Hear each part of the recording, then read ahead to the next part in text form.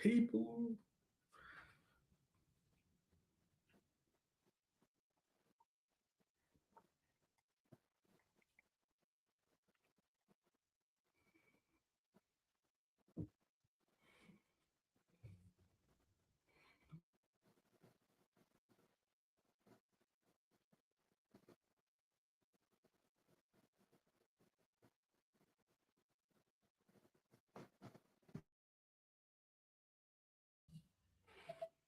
Hey, what's going on, boxing fans, boxing history fans specifically, because that's what we love to talk about here.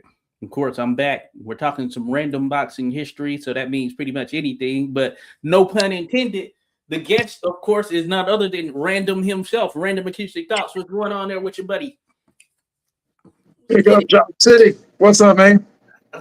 Hey, all is good. All is good. Random in the building. Of course, we call it Random 86 or 86 Random. And that's us collaborating here as we talk boxing history. Good to have you in the mix here, buddy. And as you all might have seen, the subject matter, of course, is pretty much anything random. We came a little bit earlier this time around, and that's because we want to dive into a few different things, and we just want to keep it funky for you all in terms of, hey, anything goes as far as the history of boxing is concerned. Random Acoustic Thoughts is here.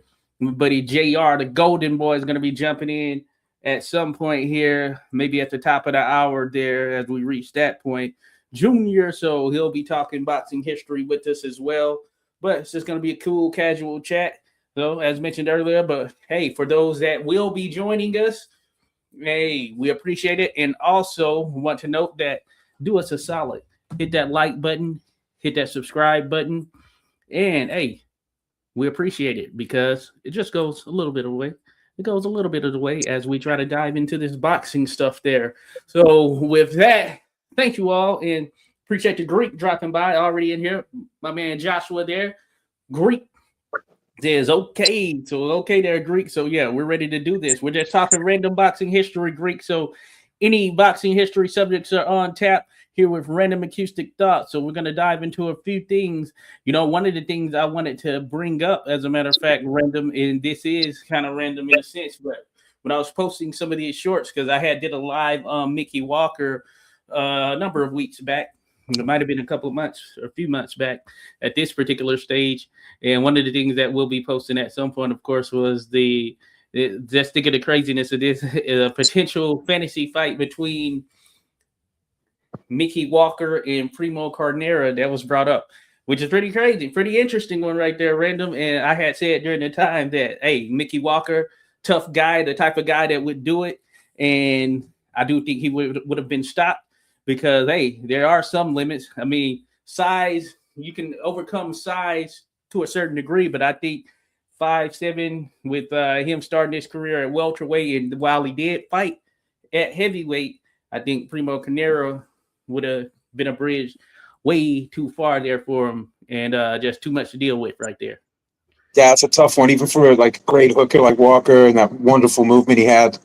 It's just tough, man, because you don't get a lot of leeway with a guy who's that big. And Carnera, you know, he developed into a pretty good fighter. He wasn't just a big guy. If you watch his actual fights, especially like when he got more experience, he could fight. He wasn't a total Mickey. I think people treat him like a joke and say everything was fixed and he couldn't do nothing. No, he could actually fight. And he was huge compared to his contemporaries. And Walker, for all his brilliance, he didn't hit like Joe Louis. Right. You can't just like give him a +10 on his power and say he would do it because he could land. Yeah, you can land on Primo, but the guy had a good chin too. So literally and figuratively a good chin, a big old chin. So yeah, it's a tough fight, but it would be a great match. I would love to see something like that because what was the more recent generations? Wasn't David Haye fought Valuev? Yeah. He rocked him. He won the fight. And he did rock Valuev. And it looked like he could have potentially tippled him over, but it didn't happen.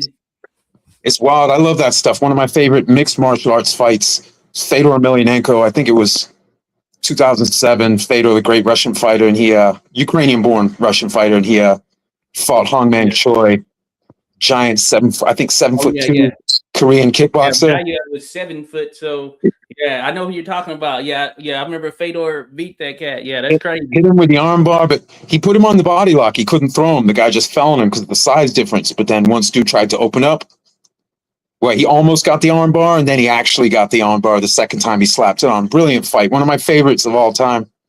But Oh it yeah. was a size mismatch, but it was also a skill mismatch in Fedor's favor, which evened it up.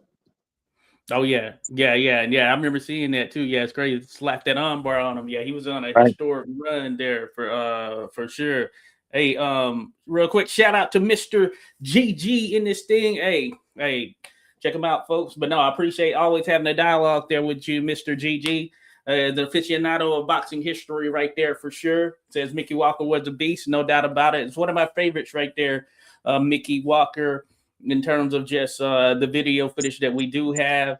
My man Joshua says Primo was a bridge for most heavyweights of normal size of that era. Yeah, no doubt about it. If you remember, Mickey Walker, he got knocked out by Smelling. And Smelling, man, he's super solid. Hey, I want to do a video on him. I've said that before, but super solid fighter right there. Smelling, he had good power. So that was a bridge too far for even Mickey Walker because he wasn't able to have his way with Smelling in the way that he was able to do a bit more with Jack Sharkey when they actually fought. So, but that was one that just fresh on my mind. So I just brought up that whole Primo Right. and Mickey Walker thing. You could say like Archie Moore, who fought into heavyweight contention as an older light heavyweight great, but fought his way into heavyweight contention. But there were a couple, that doesn't mean he could, like, just because he could maybe do a number on certain guys once he got up there. It was tough. Sometimes you hit that wall, so to speak, where it's just there's too much of a disparity. Oh yeah.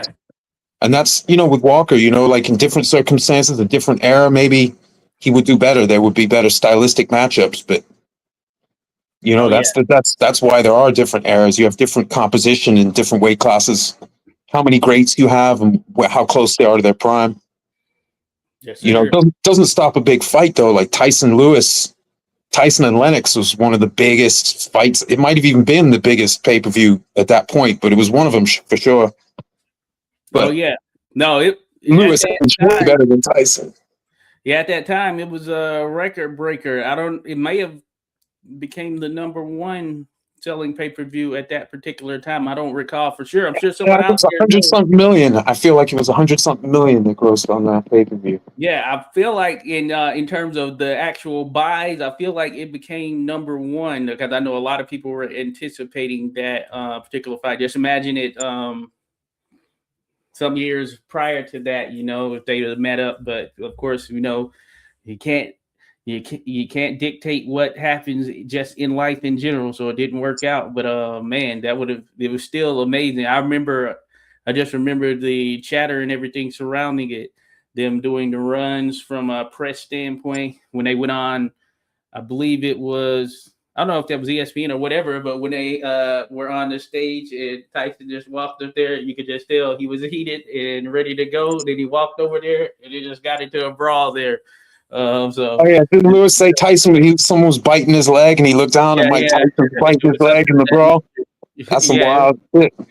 There's nothing. Hey, Lennox the beast right there, and we're gonna do that, folks. We're gonna do a heavyweight top 10. We're gonna push that. We're shooting for next week for Random and I to do our top 10 heavyweights of all time, and I'm pretty sure Lennox is gonna be on mine. Just thinking about it there now, Random. Yeah, it's hard to make a list, and Lennox doesn't come in that top 10. It's just tough. Yeah, man. Even if you don't like it, even if someone was like, well, I just don't like him, right? I don't like his voice. He's too nice, whatever they want to say. But, people have their favorites. But, you have to have some weird criteria where he doesn't show up inside that top 10. However you spin it. Certain guys, just like having like the great Muhammad Ali and the great Joe Louis as the top two heavyweights. Yeah. For most people, if they're really thinking about it and they're being evenly distributed with their criteria, those two guys are fighting for the greatest heavyweight ever. It's hard to come up with something coherent where someone else is like, yeah, they're greater than Ali. It's like, oh, nah, man. Or Lewis. It's tough. It can be done. people twist themselves for sports. People twist themselves in all kinds of shapes, especially the manly art.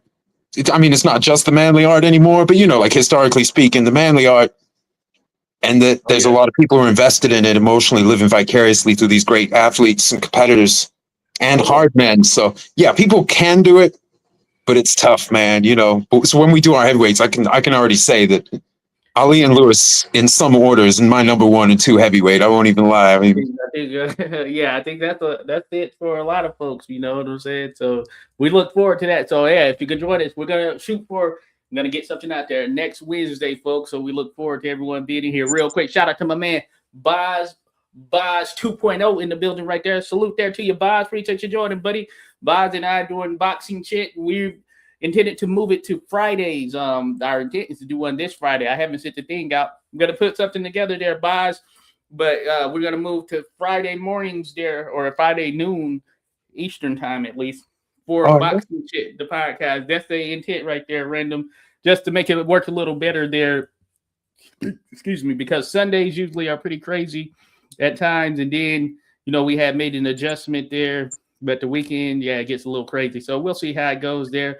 But that's the intent. So we look forward to people joining us if you can there. Greek says with Primo it's more rumors. Yeah, I'm with you there. We got to see Primo front and center. Shout out to the final boss, says big up Random Man 86. Appreciate your final boss. Man, hey, Yeah, go follow him, folks. if I can mention, Josh, with Primo, it's not to say he didn't have ill connections, right? But in boxing history, even amongst guys who oh no, he was straight as a razor, ill connections. Marciano's manager was mobbed up.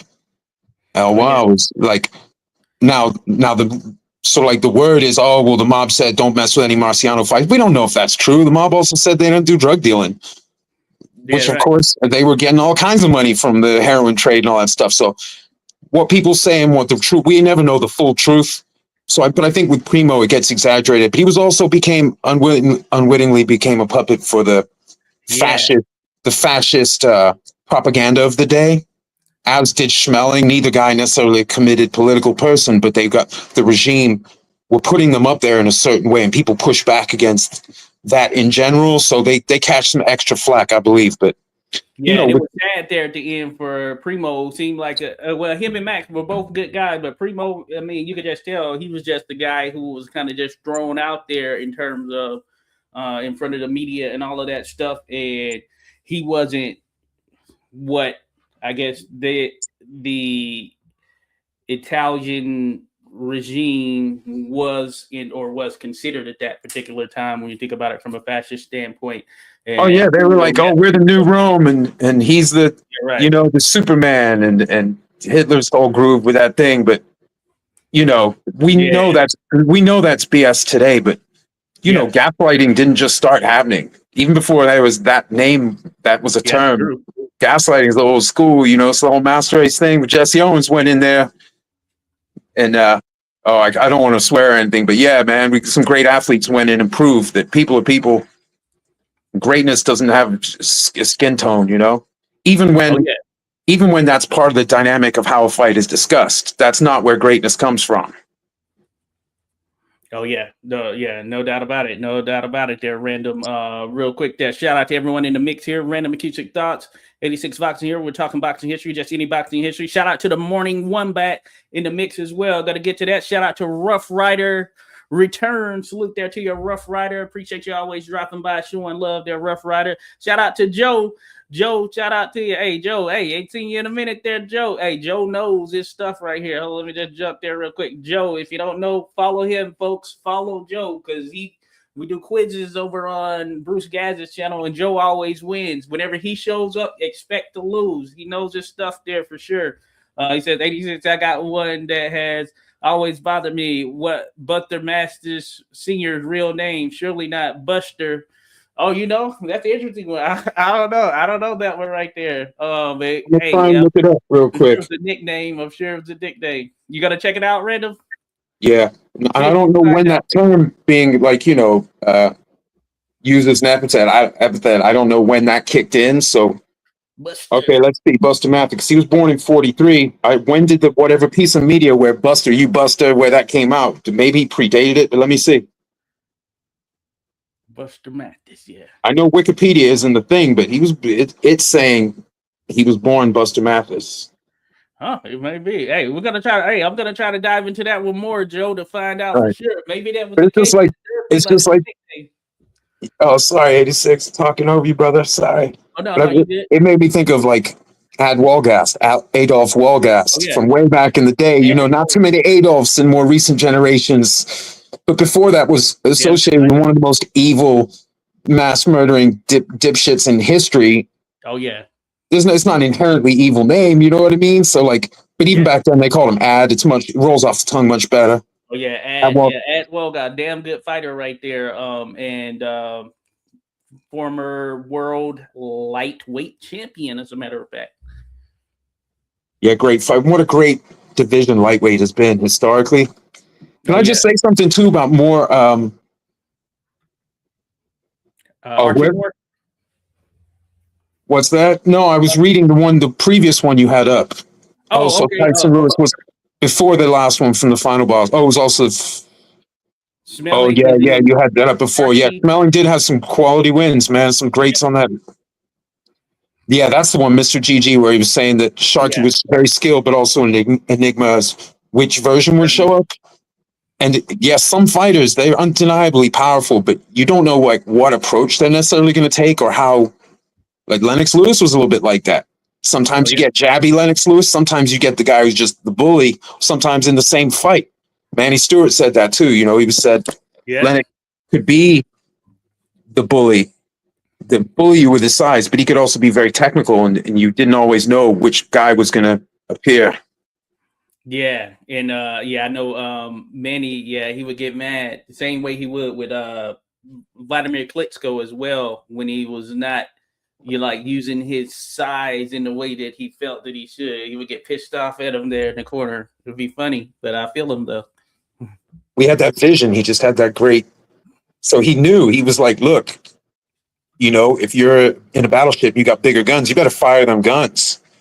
Oh yeah. If you can bully the other guy, and that's to your best advantage, don't piddle around. Like in that one fight, he's throwing hooks to Lennox's ribs and shit in the fight in the corner. Oh You yeah. know, he's like kind of slap hitting him, but he's still hitting the guy who's been in there getting hit because he's so Oh yeah. worked up. Like go in and don't let something stupid happen. Go in and beat this guy up. Oh yeah, yeah, no doubt. Hey, you have the size to do it, you know? Right. To But in the ring, the yeah. fighters can often sense something. Like maybe sometimes it's based on their insecurity, you know, in the moment. They don't want to gas out and then be vulnerable. And there's always a balancing act. But sometimes, yeah, the fighters know better what's going on because they're actually feeling the punches. And if you, I'm not saying that was the case then, but if the coach is saying, you know, they're fading and you feel every punch is getting harder and harder and they're not fading at all when you actually go in there relative to your own position. Yeah. So I don't want to act like the fighter's always wrong. That's, you know, No, they're yeah. fighters with great intelligence, but a good corner would make a big difference. You know, Joe Calzaghe, one of his strengths was his Dramatic. dad, Enzo, who would always bring him back to that jab. Mm-hmm. He's a No, southpaw. He's got one of the great jabs. His in and out movement spectacular. His hand speed, but instead of those larger like, so when Calzaghe would get really worked up, he'd be almost like a Riddick Bowe thing, like throwing these overhand bombs that could easily hit the back of the head. You know, so they're effective because if the guy turns at all, he's going to get clobbered in the back of the dome. But Calzaghe could be very precise, and his dad always brought him back to that, especially in like the Kessler fight, where Kessler was winning some of those rounds and hitting him, and you know he's always like start with the jab, you know, and he was able to take over a great fight, one of my favorite fights. But Oh yeah. yeah, good No doubt corner makes about a it. big difference, man. And Joe Louis, when he was coming up as a pro, at least, you know, having Yeah. Jack Blackburn, who was a real hard man, but also a technician. Like if there was a Richter scale of how hard in someone's individual personality was in real life relative to their Man. technical skill in a boxing ring, their finesse, Jack Blackburn he goes up to 11 on both of those knobs. You know what I mean? Right. Hey, you see, I have a video, not the latest one I did on them, one I did a few years back, probably about 3, maybe 4 years ago. And on the thumbnail it says hardest boxer ever. and that's for a reason right there. That was a Hey, that was an individual right there. That was a man for sure in terms of how Jack Blackburn handled and approached things. Definitely. So yeah, he was a hard man for sure. Yeah, and Greek, big up Greek says think Dempsey Tunney still holds the record for largest. Yeah, it Oh might. yeah, I great. don't actually know. I saw something on Instagram, believe it or not, like a couple days ago, and but I knew that I think that one was 120 something thousand. I don't know where it topped off at, but I believe what I thought was the first one or number one at the time was like one where there was Julio Cesar Chavez against Greg Hagen, and I believe that one's in Mexico something. They're saying that was like 130 something thousand in there. But Wow. on this post Wow. I saw, they had something else number one. I just can't remember what it was. And it was an old school fight. But I don't. I would have to kind of dive back into it myself. But there have been some that have been up there. But 100,000 plus. That's crazy to think about. And I think it was doable. You all can let me know what you think. But I think that if they would have done Mayweather Pacquiao at Dallas Cowboys Stadium and it was reasonably priced, like it was at the actual MGM, which only holds like 17,000 or something like that. But if they would have done Cowboys Stadium, I think that one could have hit 100,000, maybe even top 100,000, somewhere between just below or topping 100,000. If they would have done it at Cowboy Stadium, of course, that would have been for the boxing fans if they would have done that. And of Wow. course, that did not Joshua's happen. had not quite as big, but Joshua's had some big old ones at Wembley, Yeah, right? he's had some crazy ones. 90,000 for him and Klitschko there at Wembley, I believe was like 90,000. So just think about that. And man, it's amazing. I think that if Joshua and Wilder would have fought over there when they both were undefeated, I thought they had the makings of being one of the biggest fights just from what they could produce, just maybe even from the pay-per-view buys and the amount in attendance. If it would have went down in Wembley Stadium or something like that, I think they could have hit that 90,000 or more if they would have met at just that prime and So right Joshua time. Wilder.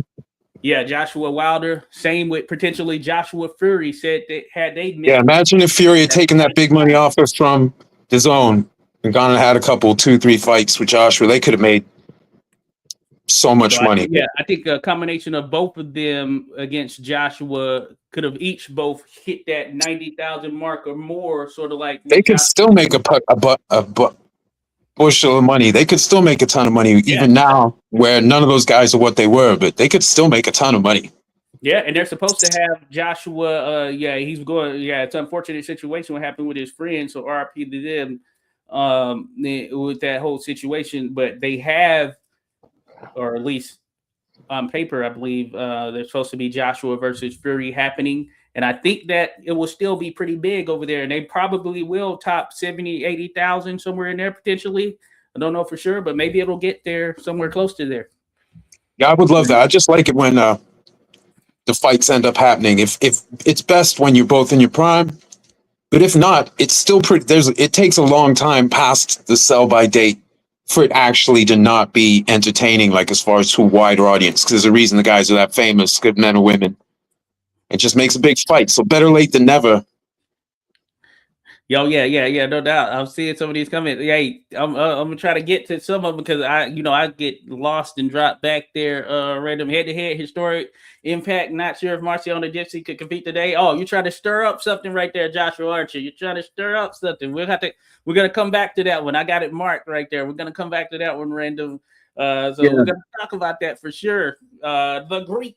But the Morning Wombat says, would you consider to be who would you consider to be some of the biggest heavyweight punchers of all times? I would include Shavers, Big George, Tyson, and Wilder.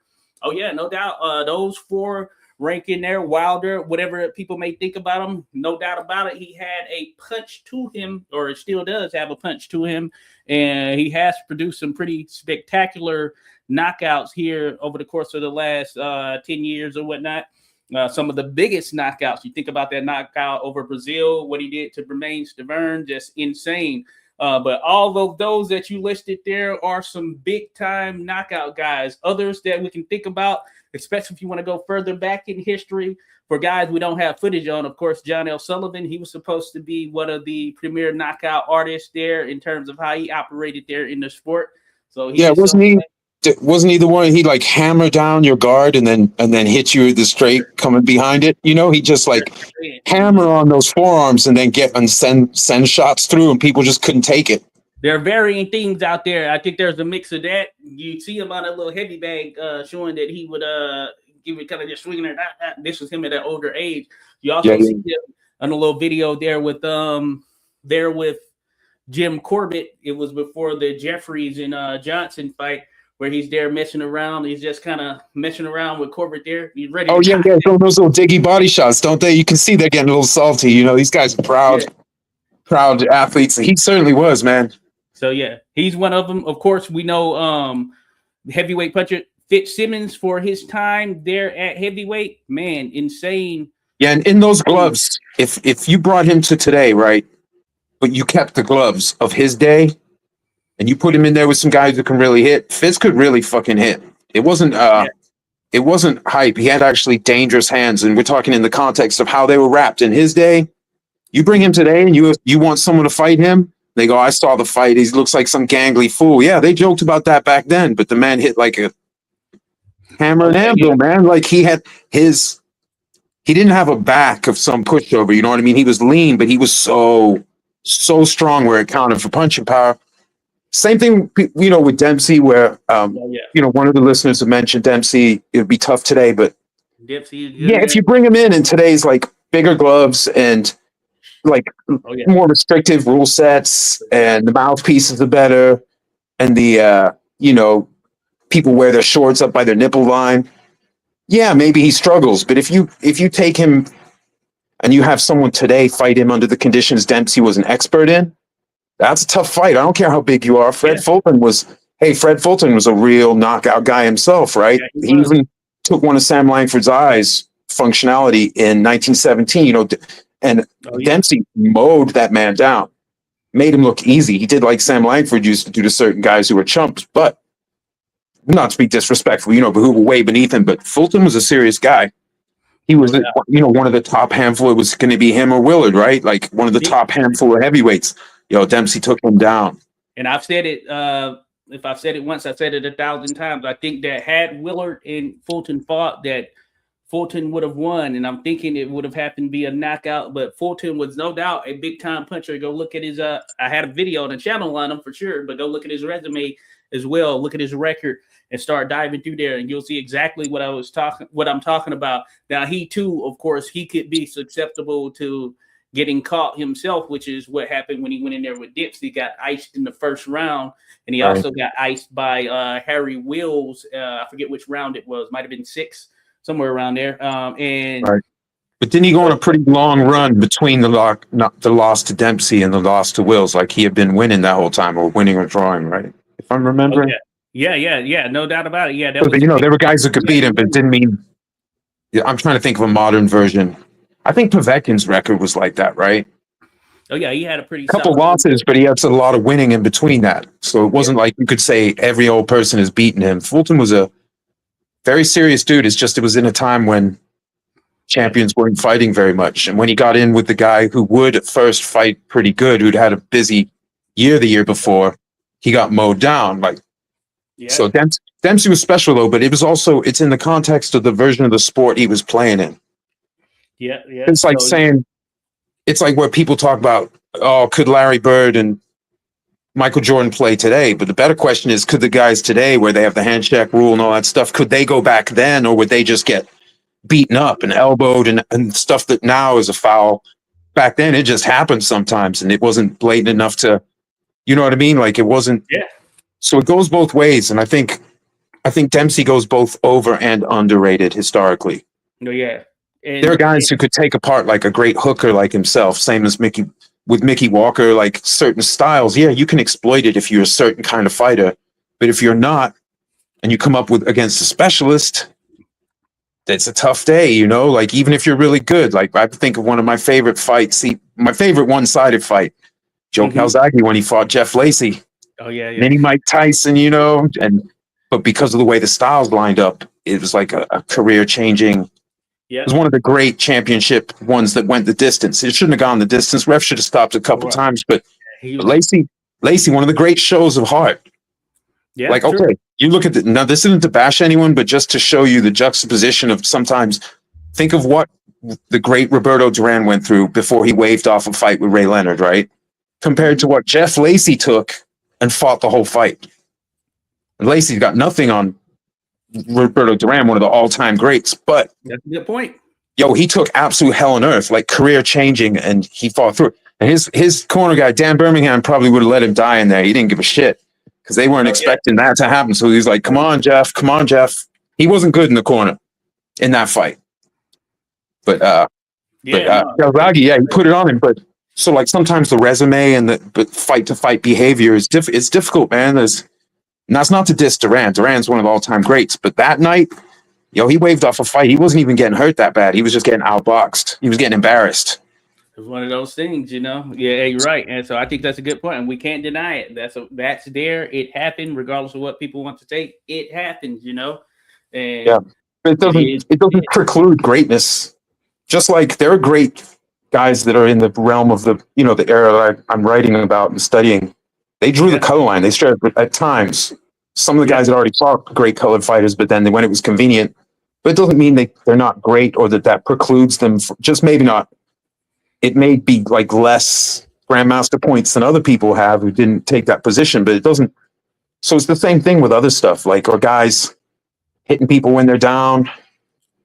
Tyson would do that. Rocky had at least one. The guys are on their knee and they're still punching.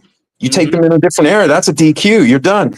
Yeah, no, it is what especially in England in the early 1900s. That's it. That's the fight. You don't get a mulligan on it. You don't get to be like, oh yeah, sure, I threw a 3-piece combo to his testicles, but that's just the first time I did it.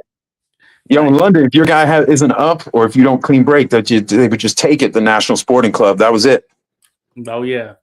That's pretty crazy. So that's all legit stuff right there. Hey, you couldn't have said it any better there. Greek says random. He says all-time greatest. Greb and Armstrong do have arguments over Robinson. Yeah, I agree. 100%. I agree. Not only just them. Those guys are monsters. Sorry, 86. Go ahead, brother. I'm listening.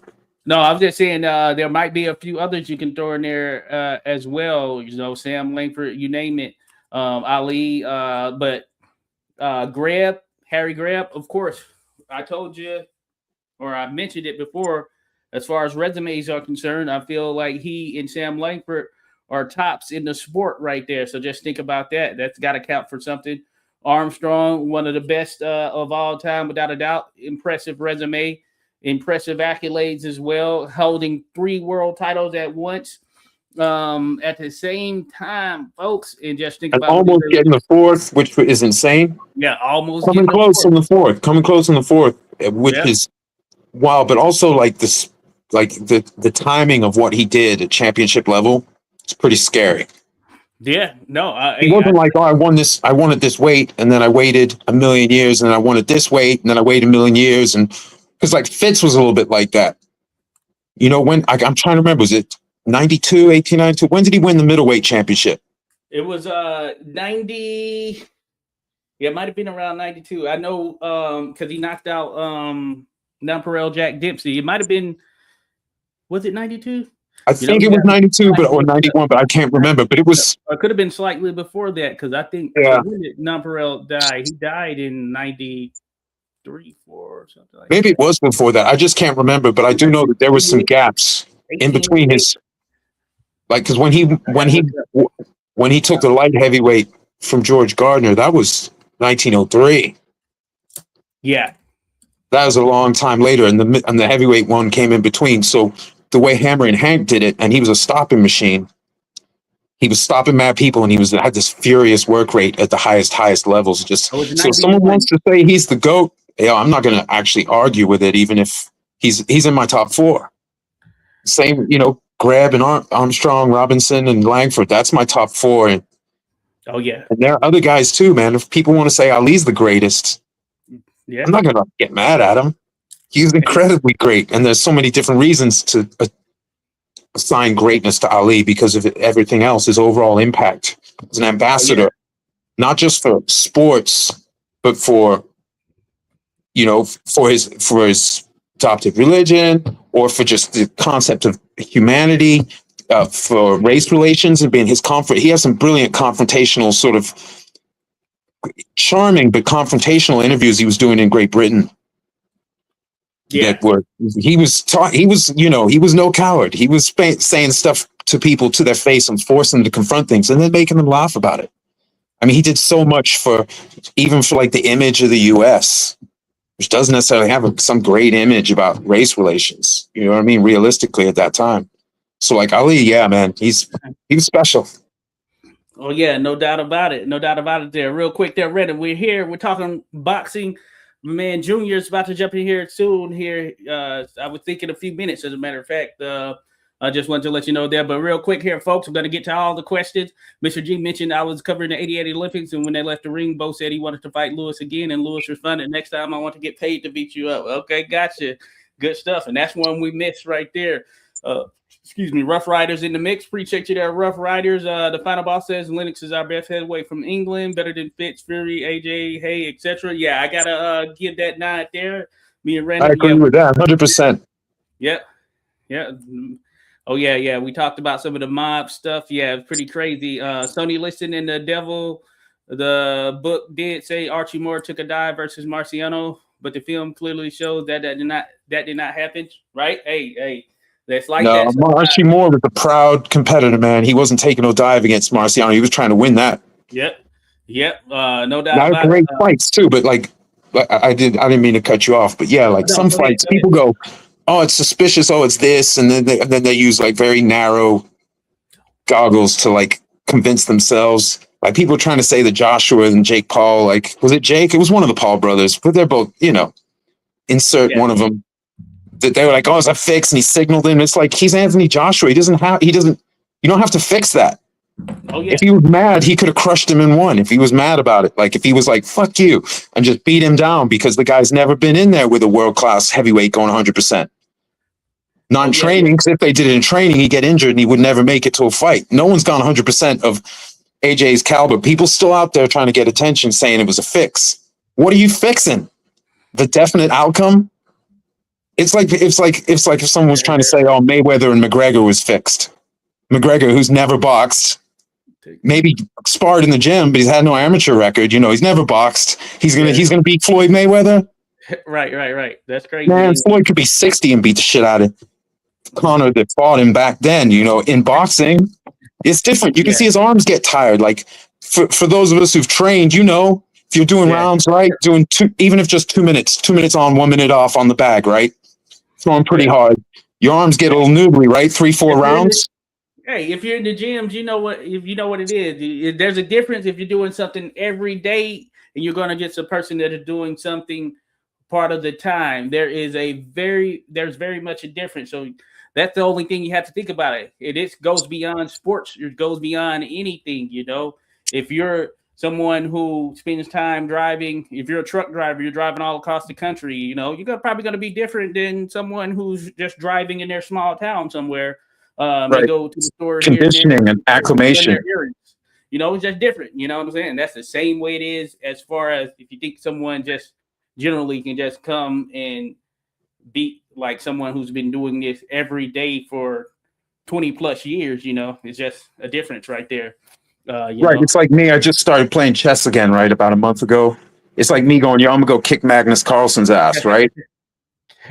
I could probably pick his first 10 moves or first 3 moves and still crush me, or take his queen, make him start without. It's not even a thing because I can't learn to just be a natural, brilliant person who's dedicated their life to something. That was so Floyd. And I resent the MMA media where they were trying to pretend like it could be competitive and pretending he had amateur fights because someone said it once. Instead of just going and looking and be like, no, he has no amateur record. It's crazy. Hey, real quick here, random. Hey, gotta do a quick little intro for my man Junior. the Golden Boy. He's about to come in here. We're going to talk a little boxing history. Let me get this set up right now. And you're coming in at the right time here as Oh, well, Junior, fantastic, fantastic. because we are yeah, we are well into it. We got questions, all that stuff. I'm gonna bring them to the stage there, folks. Shout out there to you, Hey, everybody, man. Appreciate you, man. I What's going on? appreciate it, man. Oh, what's Oh up, no, I man? just finished my work stuff. I came home from the gym training with the guys and Oh yeah, definitely yeah. doing everything, getting ready for the fight coming up. Oh yeah, yeah, yeah. Hey, I was gonna come through today, matter of fact, but I'm coming through maybe tomorrow, maybe Thursday, or yeah, Thursday. Tomorrow is Thursday. Man, the week be flying by. But no, you always in there doing your thing, though. Much love Man, there. you be sneaky with it. You be so sneaky with all of a sudden, I'm like, wait, it's a video of me always looking. Hey, it be happening like that. It be happening like that, you know. Just get them. I The come in and get stuff. pictures, all of them, man. I'll be like, "Cuz, this man just get it, Josh." You all like, "Cuz, God." Yeah. Covering it with everybody, and yeah, we're on here with my man Random Acoustic Thoughts. He we usually Pleasure. got a lot of boxing history stuff. Now Junior, he has the Slip Encounter podcast. If you've heard it, if you haven't heard of that, folks, go check it out. The Slip Encounter podcast. I think it's at Slip Encounter, right? Or at Slip Yep. Encounter. Okay. Slip with an N and then count it. Can you give him a little introduction there for Junior? Go just give him a quick little introduction. For me, you want me to introduce Slip Encounter? For you, yeah. Let the people know. Hey, you holding it down. Hillcrest Gym, of course, but let them know. Man, grew up, and I just grew up in Hillcrest Gym back in the old days with Uncle Nesto and my dad, Daryl Coley. Oh my gosh, so many good fighters came through there. Of course, Trey Pound. His dad was around that time. He was a pro at that time, and he was like the Iran Barkley of the area, breaking guys down, things like that. Yeah, he was bad. Oh my goodness. My dad, that's Daryl Coley. I would just admire those guys. Daryl Lattimore. Oh my goodness. And just coming up in those gyms and then turning amateur and being with Buddy and Dusty and the Russells and so I just started. I started making a good name for myself, then being in Jared Hurd's camp, sparring with Jared and things like that, helping, just being like the defense guy for him, throwing punches up, keeping him sharp. Those are good memories for me. So now, finished school and been working, but still be back in the gym. And now I got all my little cousins. I'm not the baby no more. They're the babies coming up. So, and it's just a beautiful thing to watch, So now you got Max and Frankie and Trey, and it's just like, oh man, time fly. Yeah, hey, that's crazy. No, good stuff right there. Hey, appreciate you coming on. Yeah, you had hit me up. You said, "Hey, want to come talk boxing history?" I was like, "Hey, anytime, let's do it." So this is good.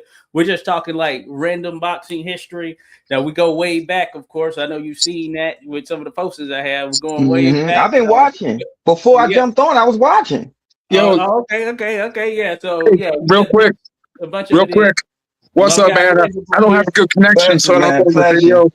Plus, I don't want to blaze on camera. I don't know, old school. So, I'm just going to keep it thing. But it's nice to meet you. But can you weigh in on, we're talking about McGregor gassing his arms out, trying to fight in boxing gloves. And the fact that he hadn't had any boxing fights. So even if he's doing a little training in boxing gloves, he doesn't have the conditioning. It's like, the only way I can relate to it is like, it's a gig. If I got a 4-hour gig, right, I can play lead guitar for 4 hours on electric guitar or an acoustic. Mm-hmm. Without my fingers bleeding and without blisters that stop me playing at my best, right? Mm-hmm. You can't just do that because it only takes about 10 minutes. If you don't know how to conserve that and you don't have callus, it takes like 10 minutes to be in a lot of pain when you first start guitar. You can't jump into it. You have to earn that. Same thing, you got to earn the shoulders that can jab for 10 rounds or even 4 rounds at full power. You know what I mean? Like with someone trying to hit you, adrenaline dumps. So I assume you saw McGregor Mayweather. Did you see exactly what you expected to see? Can you weigh in on that? So at the time, I'm still really good friends with this guy. His name is David Sparks. They call him Flat. So me and Flat always had a good relationship since the amateurs. He moved to Vegas. He's in the gym.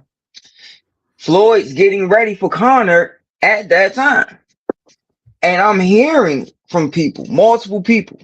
They I already knew what was going to happen. I already knew what he was going to do. But the confirmation from people calling me, from Vegas. Like, bro, all he's gonna do is walk kind of that. Like boxers do 5 minute rounds a lot. Oh yeah. So in MMA they do 5 minute rounds. When my dad and Uncle Nesto were fighting, they would spar 5 minute rounds. So that's normal. And then, you know, guys will cut the clock off and things of that nature. So I'm sitting there and I'm listening to these guys. They said, dude, all he gonna do with Connor is he gonna let him work. He gonna stay right there and just catch, pick and catch. He ain't gonna do a lot of slipping and sliding. He's just gonna pick and catch, drop his weight on him, and walk him. And then when you hear what Stephen A. Smith said talking to him was he said, oh, he told me he was gonna play with him for about 4 or 5 rounds just to give people a show so they can get their money's worth. But he's gonna gas out by the 5th round, which was his MO in MMA. But if he don't have you under control by 2 rounds, he starts to deplete. By the middle of the 2nd round, he'll start to deplete. So, and the difference is, and I used to sometimes think like, nah, man, dudes that do MMA, they should be able to do those boxing rounds with no problem. And then an MMA guy told me, he said the difference is y'all got a 10-second rule. So the 10-second rule with us is, let's say if I'm working with you and I got to do some type of action within those 10 seconds. So if I'm sitting there working with you, we right here in front of each other. I might throw a soft jab. I might throw a shotgun jab here or a fast jab. But every 10 seconds, in between those 10 seconds or up to 10 seconds, I'm going to throw something or I'm going to feint and walk. I'm going to do something to sit there and get your attention just to keep you thinking. Then going, okay, I'm going to go back this way. Go back this way. All right, I'm going to feint, go back this way. It's all about, and in MMAs, you might, not everything got a brick on it. Daniel Cormier said that. He was like, man, he said, dude, the jab, you hit me with a jab. I'm like, what the hell is that? Like, because it's not just touch, little court shot, maybe throw a brick here, then grab and, you know, put him down and then start to wrestle him or get to a good position. And everything is, even when you flicking it, like, okay, my arm getting tired from the shotgun jabs, I'm going to relax. You still put something on it, hit, pop, whatever way you're going to do it. And I was just like, man, you think about the people that he's been in the ring with since a kid. He's going to walk him down. He's going to break him down. I remember telling somebody, I think I said 8, 9. He going to carry him to 7. Anyway, between 7 and 9, he's going to get rid of him. I think he got rid of him in the 10th, right? It might have been. I think it was the 10th. Yeah, I think it was. Probably what round was it where Mayweather just grinned at the camera like easy money, like easiest money in my life? Yeah, yes, he was. I think it was like what, 4? I love that picture. I'm not even that big of a Floyd fan. I admire his career and everything, but I'm not like invested in him at all. But that was one of my favorite moments in combat sports. He was just grinning like, you really thought this guy could extend me at any age? Like Floyd could be 75 and school someone who just of comparable size who just doesn't really know what they're doing. I loved the fight, though. I enjoyed it because I knew he had no chance. And Conor, you know, he kind of changed. Once he started getting a lot of money, he started making fun of other people not making money. And he's the company darling, so that's kind of dirty. He did it with Nate. Yep. He did it with Chad Mendes, although he had some great lines against Chad Mendes being short. You know, he's like, Conor, you ever hear wrestling? And he's like, I can rest my balls on his forehead. You know, like he hit him with He hit him with some cold lines, but he started to get snobby about the money. And if you're the company darling, that's kicking down, man. That's not fun. But Nate, you know, like Nate put it on him the first fight. And like you were saying about guys gassing, like he lost heart in that fight. Nate's no joke, you know? Yeah, and you know, to your point, it's this game that we choose to play with being in a combat sport. Oh yeah. And I'm telling my young guys this.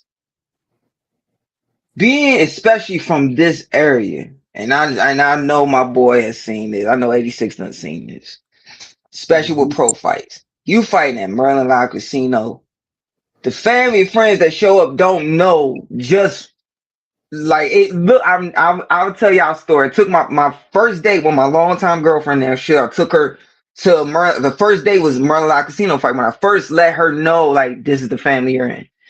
Take her there, right? And she said, she's looking around. She said, man, this, and she was like, man, I know they making a lot of money tonight. I said, nah, it don't work like that. She said, what? I said, what do you think they making like? And she said, 225,000, like the lowest. I said, nah, these guys are working their way up the ladder. Yeah. But, The theatrics show this. And I said, this is a good card to fight on, but you can make 5 figures on Tony Jetta cards. You do everything the right way. But it's not what you think. And then, but when you come out, you will be a 4-0 fighter, 1-0 fighter, and your family and your friends and the people around you, because you perform well that night, against a guy who isn't on your level. That's what kills me with guys getting rid of guys on, but they ain't letting they jump up on the ropes and act like they just killed Michael Myers. But anywho, is it'll make you think that you are your head can get big quick, right? And you haven't even made it past this level. So when you look at Connor, look at those early clips. I remember when it was only one documentary of him on YouTube when he first was coming up the ladder. And it was really good. It was really good. And you saw everything about him in that little I think it was like a 40-minute documentary. And remember his lines about partying and drinking is weakness for the soul, and I have to stay hungry and things like sometimes I blow a lot of the money immediately just to stay hungry. All these things. But as soon as he got to the point where he basically took Floyd's whole blueprint and took it to MMA, started making the money, everything started to change. Firstly, he allowed his whole stance to be changed because you're leaning now because you're doing a boxing stance instead of the stance that got him there, which is his karate stance. And him being sharp, and it was sharp. It was. I mean, you had to go through a blister of things to get him down. Okay, cool, moving past that. Then once he started making the money, now don't get me wrong, you don't want to do this forever, no matter how much is in you. You want to it's just like I tell my guys, man, boxing ain't no different than the drug game. I hate to put it like that, but boxing ain't no different than the drug game. Get yours and get the hell out of here as quickly as you can. Yeah. I hate to put it like that. I'm so sorry for your audience. It's like any high risk endeavor. No, it's the truth. Anything high risk, get in, get out. Yeah, I'm so sorry. I'm so sorry, big homie, for saying that to you in front of your audience, but I'm just keeping it real because this is a deadly sport. And I done had friends get hurt in there, so then once he really started, you're taking years before the leg, year off, 8 months off. I mean, not touching the gym because you have other obligations. Then the whiskey thing started. Now you really got other things pulling you. So I know you're not staying in tip-top shape or even in shape, like, because you might taper off so you don't burn out. But you knew he wasn't staying. You knew when you start seeing his body balloon up and you see it in this. I'm like, nah, he is no way he's staying. And he even doing his road work. There's no way. And now, you hate to put it this way, I have a friend who's Irish. And he said he told his grandmother, and his grandmother is like listening to the video, his aunt or something like that was listening to the video, and then she goes, "Is he Irish?" He said, "Yeah." "Oh, the money will control him very soon." And she was like, and next thing you know, you started to see things started happening. And that's just, it's unfortunate, but you see, and he's done well for himself. But don't sit there and get an itch to continue to do this when you don't have to, and you're not continuing to make sure you're staying on top of your own game. It's pointless, bro. Like, for what?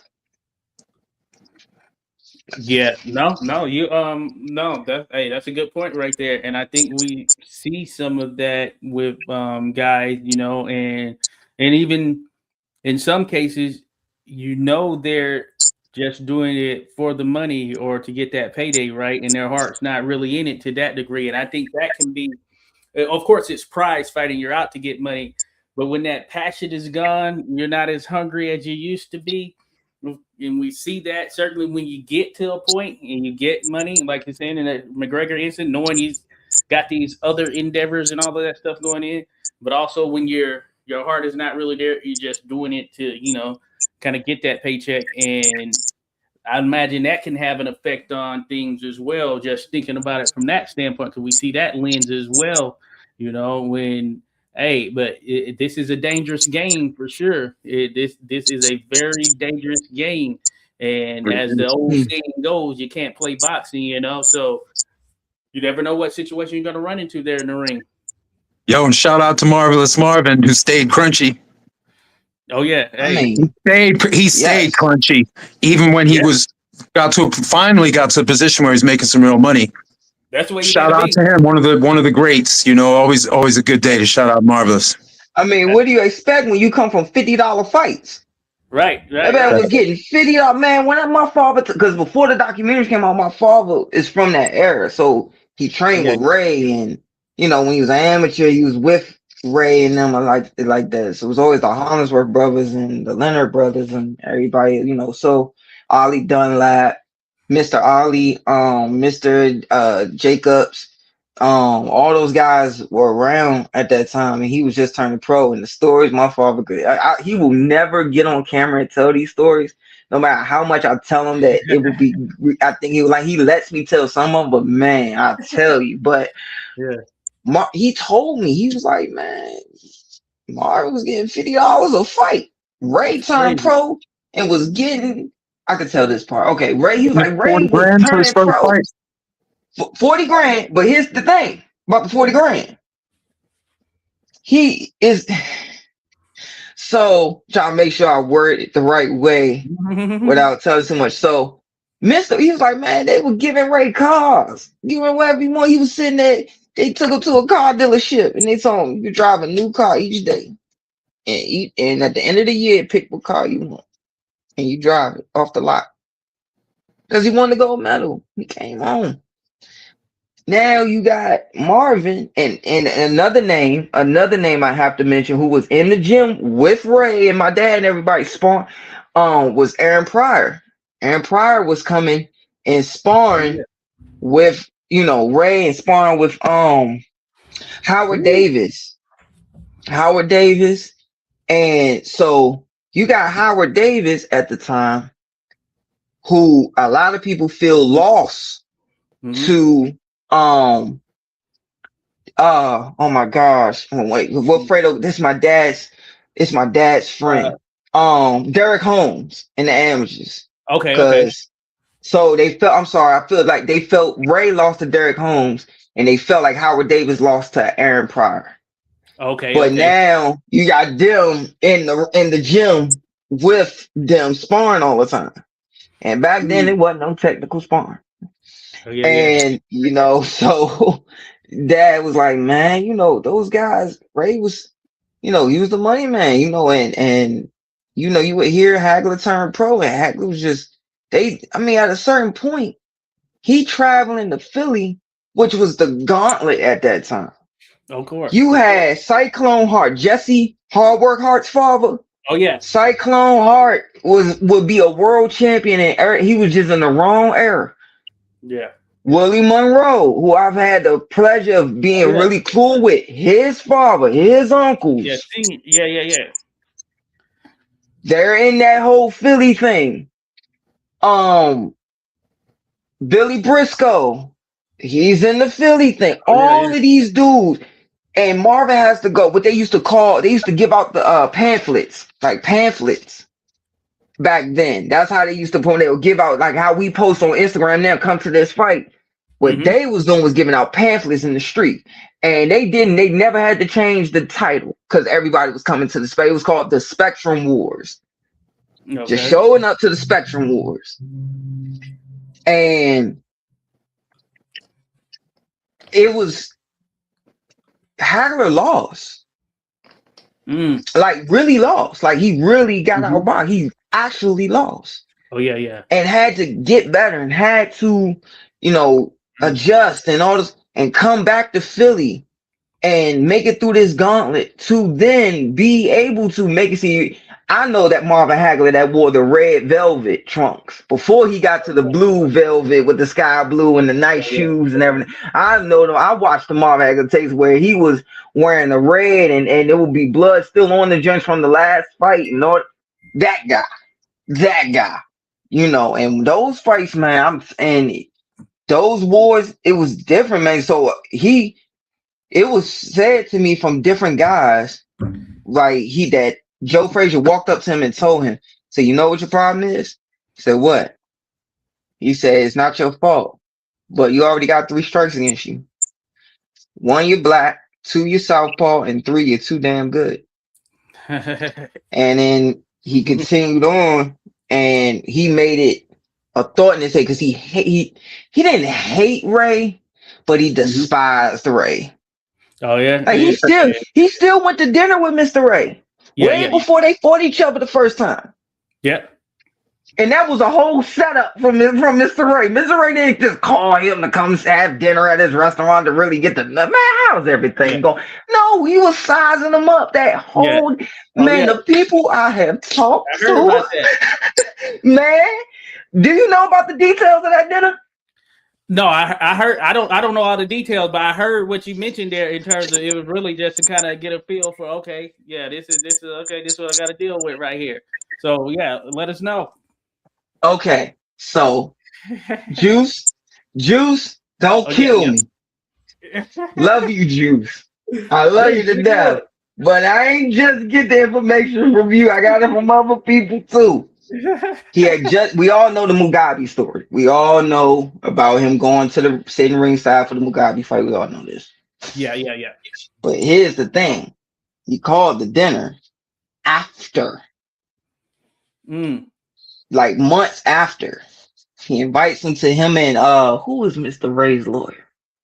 Mike Trainer. Him and Mike Trainer at a restaurant in LA, I think. LA. So, because he was at the time he was going back and forth. He still had his house here, but he was going to LA. Okay, yeah. So Mr. Ray pulls him in, gets the table, sets everything. Go, hey, yo, move this, let's get this, being Ray, being your Sugar Ray. Like how you hear people say, oh, Golden Boy coming with the smile and he doing that. Okay. I will never be on that level of how Ray used to come in and start operating and moving stuff around. I don't care how Golden Boy y'all call me, man. That mug coming in, yeah, do this, whatever. So he sits down and they eating. And remember, the littlest one thing that was said was his wife, Bertha, after that fight with Mugabe, that was the one time where he asked her, he always asked her, how did I do? What do you think? What do you see? And she had a boxing brain after being around long enough. She looked at Marvin. She said, that took something out of you. She said, that's the first time I feel like you starting to lose just a little bit of a step. And he looked at her and said, okay, so about 2-3 more and we out of here. Okay. That was the plan. Then the dinner happened and he tells Ray this. I'm starting to cut too easily. It's not in my heart anymore. I gave everything in that fight. And this chess playing mug here. Gonna sit there like, I mean, Marvin, but you're a great champion. Whole time it's clicking in his head. Oh, okay, yeah, okay, yeah. And I'm gonna give him everything because he gave Marvin everything. Gave him the bigger purse. Gave him because he gave Marvin everything, the bigger purse and everything. So Marvin would give Ray what he wanted. He knew no matter what, Ray, after a while, was not going to stand up to 8 ounces. Because back then, what people forget is it was still 8 ounces, even for the middleweights back then. Oh, yeah. Okay. Yeah. It was still 8s. And every glove was a horsehead glove back then. So he asked for 10-ounce heavyweight Reyes gloves. He asked for 10s. And he asked for the bigger ring. And Marvin said, you want me to draw your bathwater and put your shoes out and your pajamas out too? You want me to fight you in your front room? I'll do that too. That I didn't know that was actually said. Like you hear stuff on documentaries and you're like, oh, they probably boosted that up. But no, Marvin really, man, what else you want? I'll fight you you want me to come to your backyard, like literally in your front room, and I'll fight you. And he knew Marvin would take all up because Marvin believed he can't beat me. And he can never beat me. That was Marvin said, man, he could never beat me. So he can take all of that and give me the payday that I long deserved for over 20 years of me giving everything to this damn sport. Look at these marks on my eye. Look at these cuts on my. That's how he thought. Mm-hmm. And got the result you got. Hey, that's crazy. No, appreciate that. Hey, we're here with Junior the Golden Boy. Real quick. Hey, shout out to everyone who's in the mix here. Let me say this real quick because I didn't get to shout out everybody, but Historical Boxing Society came in. He said Frank Miranda against Willard was a replacement for Fulton. What I read, indeed it was. Appreciate you, Saul. We appreciate you being in here. You had a number of great little things. Gonna try to get back to those. Shout out to Dan the Man in the mix here as well. Appreciate you there, Dan. Shout out to Technique who had come through. Appreciate your Technique as well. We're here, myself, 86 Boxing, Random Acoustic Thoughts, JR the Golden Boy, Junior the Golden Boy there, folks. We're here. Hey, we're diving into some real stuff right here. I wanted to ask here real quick. I had a couple of things. One, I want to say I had heard that so even in addition to that, I heard that Ray was in the background. He was already like legitimately getting ready and prepped for Marvin Hagler like a year or something out or whatever prior to that. You know what I'm saying? Is there something you know about there, Junior, in terms of Where did you hear that? He had this thing planned out. He was in the background because he had that retina issue, but he was like, hey, you get back testing it like legit. Like I heard he was having legit matches that people weren't seeing just to kind of get himself prepped for when he stepped in there with Marvin Hagler. Who told you that? I don't know. Who did you hear that from?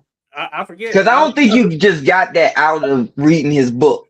I don't think you just got that out of reading his book. No, I didn't. I got it from somebody around here. I can't remember who. All right. So this is what it was. All right, I think Mr. Randy liked this one. So what it was I'm trying to make sure I remember everything right. Now, one part I didn't know. I didn't know it was a year. I did know he was training like way before an 8-week camp, like to get ready. Okay. I did hear that as a kid and like growing up, but I didn't know that it was that long.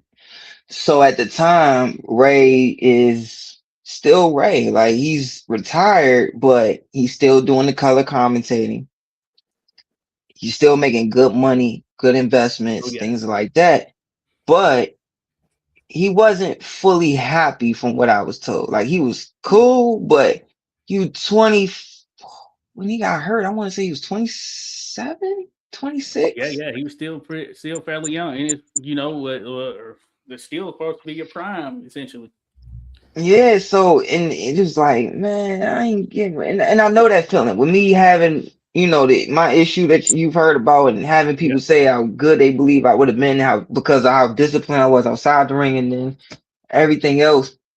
And I think honestly, my girlfriend can attest to this. If he wasn't in a camp, if I'm not in a camp, like after a certain amount of time while I'm at work or something like that, if I'm not in camp with Trey and them, or just home at Hillcrest at least 2 or 3 times a week, like when I can be, and I know I can be, I'm not 100% happy.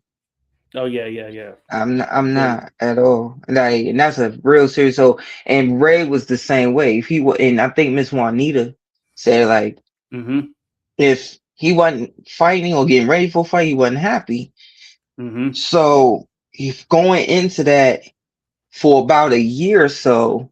Now we know the fact that it was a year plus. That's when he was getting all the partying out of his system, weaning himself, getting all that out of his system, getting his body back the way it should be, building his body back up, getting used to getting hit again, going from this farm to that farm, picking it up. And I did hear about the fake fights or whatever. Yeah. But I don't believe like it was, he's coming out of an entranceway in the gym. Like, he's gonna get fully dressed and come in. No, it was just a normal spawn session. Yeah. Like it was a normal, but it was just Ray, you lost that round. If we doing a full fight, you lost that round. Like that's what I believe it probably was. But Okay. you know, he was at the time in the 80s. You're coming from Ali. Some people felt he was trying to be like Ali. Some people felt like, you know, he was the McDonald's kid type of thing. And back then, you know, each generation starts to get a little looser with being a little bit seen or out there a little bit. So it was still looked at back then as he's a prima donna. Look at how he dresses or look at how he carries himself. Okay, yeah. So I believe that's where that came from. Like I bet you that prima donna doing no, I doubt it because I've looked at footage from Juice showing me footage that them sparring sessions from his career. Right. And it was just, and they pushing each other, but like you would think it's a real way, but that was every spawn session. That when I was growing up, Yes. going to Old Hillcrest, Yeah. bro. Them with Uncle Nesto, all of them, Oh, yeah. and James Baker, and that would come the Chop Corley, and they're coming up, and you had Daryl Lattimore and all these guys are still Mark Johnson, all these dudes. Oh, Man, them spawn sessions, I would go to these gyms and I'm sitting there as a kid watching this spawn session. Then I would go home and turn on HBO. And it was like, oh, it's the same thing as the gym, but without a headgear. Okay. Because that's what the spawn was.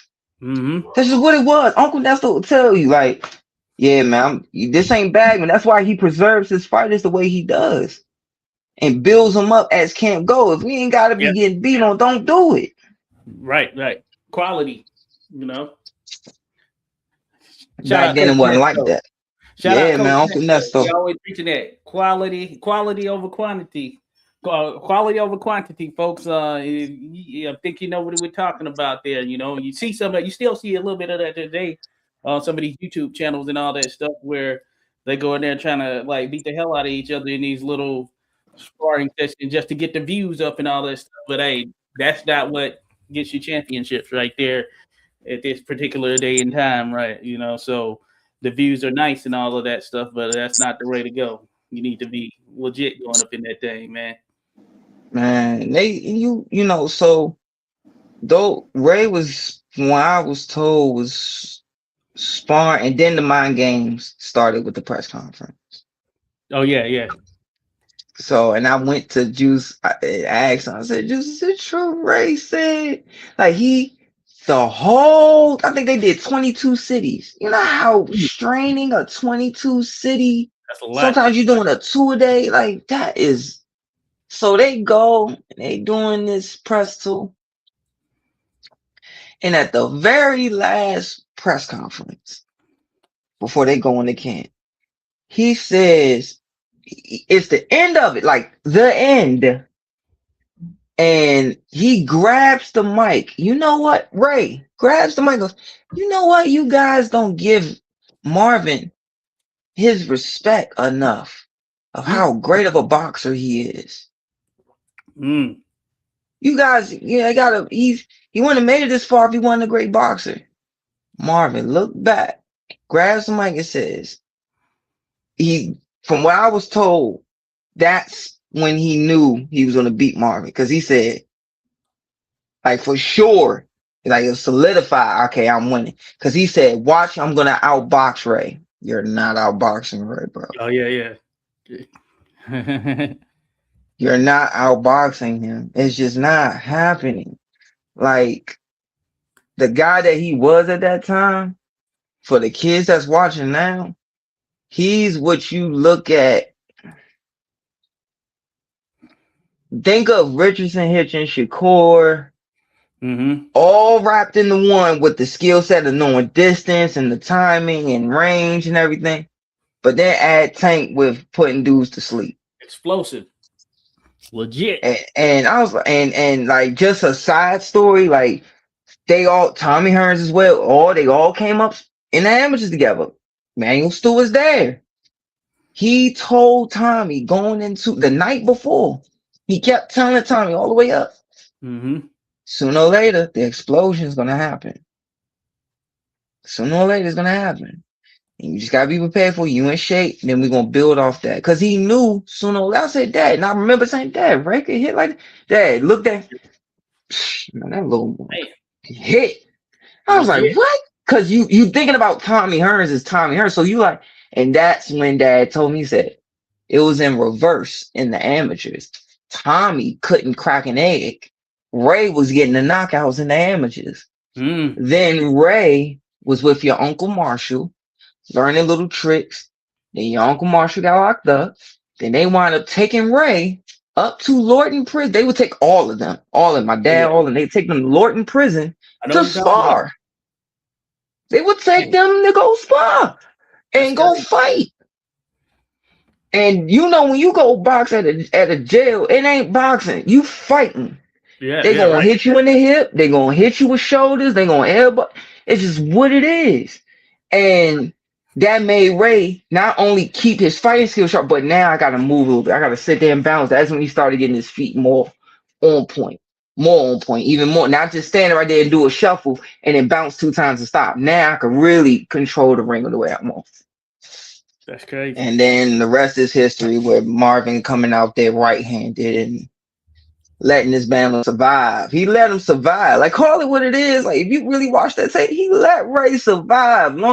Push this Mhm. man. The same dude who went at, Oh yeah, Mustafa Ham show, the same dude went at Tommy Hearns. Man, jump on this dude. Like, that's yeah, if I was in Marvin Hagler's corner, I would have been like, man, man, jump on this dude. Man, push yeah. him. Make him feel them 5 years he been on. Man, jump on this dude. Man, but Good point. So history's that's history. so good question there that I had there, and random. Want to start with you in terms of that. So I think I know where we'll probably go, but in relation to that fight, who did you have winning? Because it's still contentious at this point for many. Because there are some who felt that Marvin Hagler won the contest. Me personally, I had Ray Leonard winning the contest.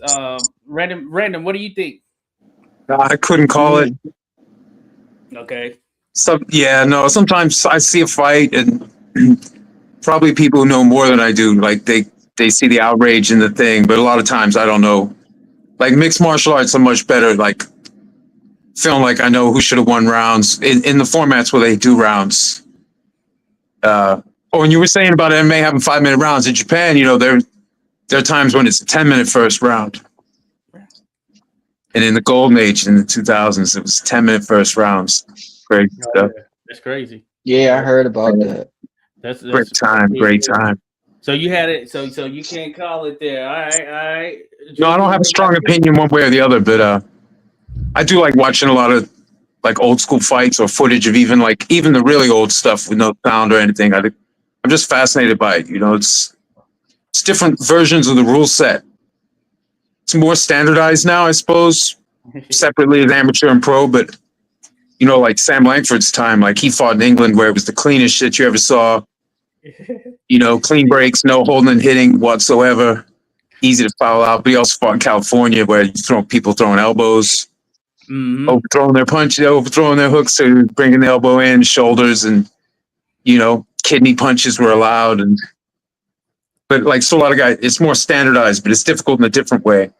It's different. But I love watching all these eras. But I often don't have a strong opinion on decisions. Okay, all right. No, that's cool. That's cool right there. Hey, Dan, shout out to Dan the man. He says Hagler threw it. That's funny. But Hagler threw it. hey, You tripping. hey, He got what too do you much think? pride to throw it. What do you think? Who do you have? It's so okay. Two parts. Junior. Two parts. So the first one, I saw one that said the corner was too lax. Oh Hagler's. yeah. Nah, they wasn't. And I'm gonna tell you why. I trust me, I thought that too. I thought that too. They were too relaxed. Like, man, tell them to jump on this. But when you think of everything I just said, everything my dad told me, everything that all these guys told me, they literally went out there thinking they were fighting a dead man. They literally went out there thinking. I remember being with Mr. Bo, and he was telling me about the Galata fight, right? We were talking, him and my dad reminiscing. All right, yeah. And he said, man, Don, I swear, man, I thought 2-3 rounds, we be going home. And now you serious. So he really thought he still trained as hard as he always did. He still did his normal thing, but he had it in his mind. Man, about the fifth round, he said, "I'm gonna play." If you watch how he fought him, coming out right-handed, working a C pattern with Ray, Mm-hmm. a gold medalist who fought great in the Olympics, who still didn't get the outstanding boxer. Howard Davis, who really deserved it and got it. Yeah, he the one who got it and Yeah. deserved it. But Howard, people still think Ray won it. It's people out here till this day who think Ray won the outstanding boxer in his Olympics. He didn't. It was Howard. Howard Davis. Yeah. No, good point. And my Okay. father told me, he said, man, Howard Davis was, bruh.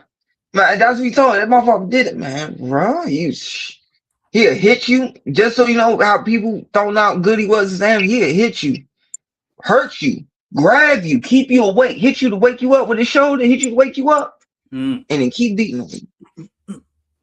He'll go to his corner and read a paper with his gloves. Like, read the paper.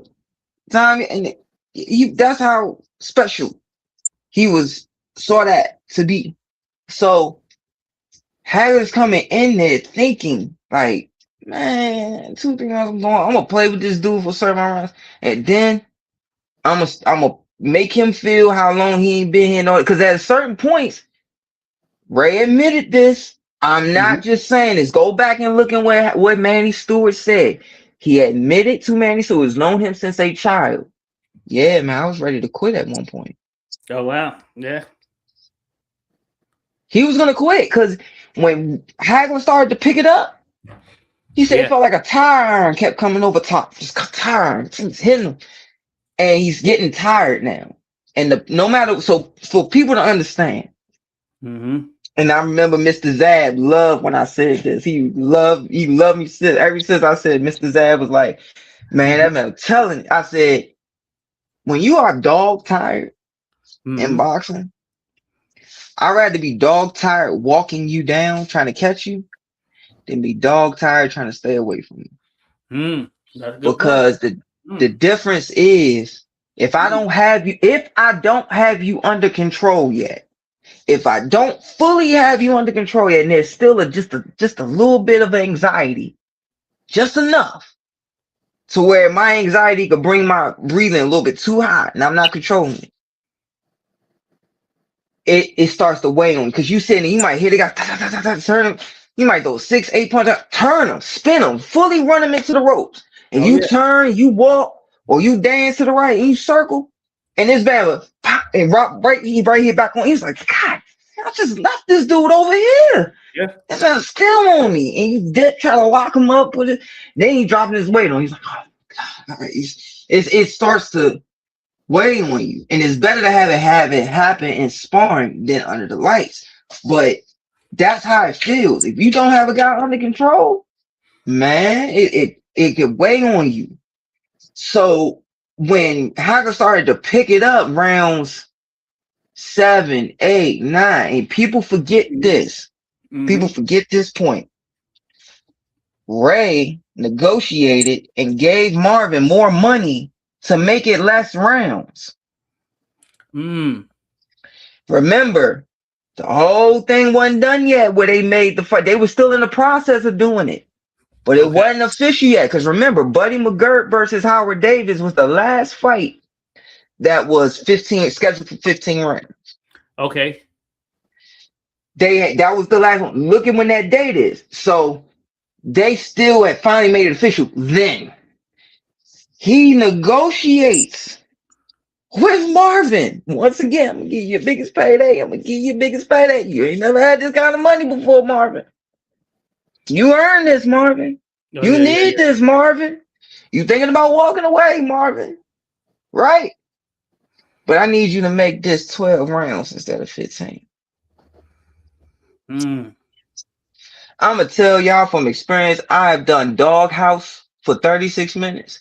And I have sparred once 10 rounds for 10 minutes. By 10 rounds, 3 minutes a piece.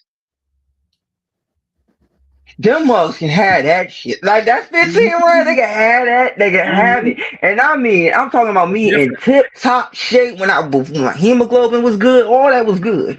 And bump all that. Like them, Yeah, and I know Marvin was thinking 15 rounds, I'm gonna kill him. And there was some people who was yeah, scared that Ray was gonna get killed.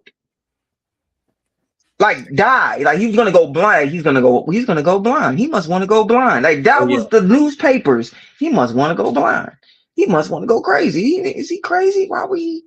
And it was put out there like that, and then it was made into a 12 rounder. And even then, Marvin had so much confidence. Like, man, he gon' I'm still. He ain't gonna keep up for 12. oh Why do you yeah, think when he picked it up, he still was like picking it up? And Ray got tired, but Ray caught a second win, which he had a habit and a gift of doing. mm-hmm. And then he bought that was the first fight where, from what I was told, he got hurt in training, like hurt with a big shot in Okay, training.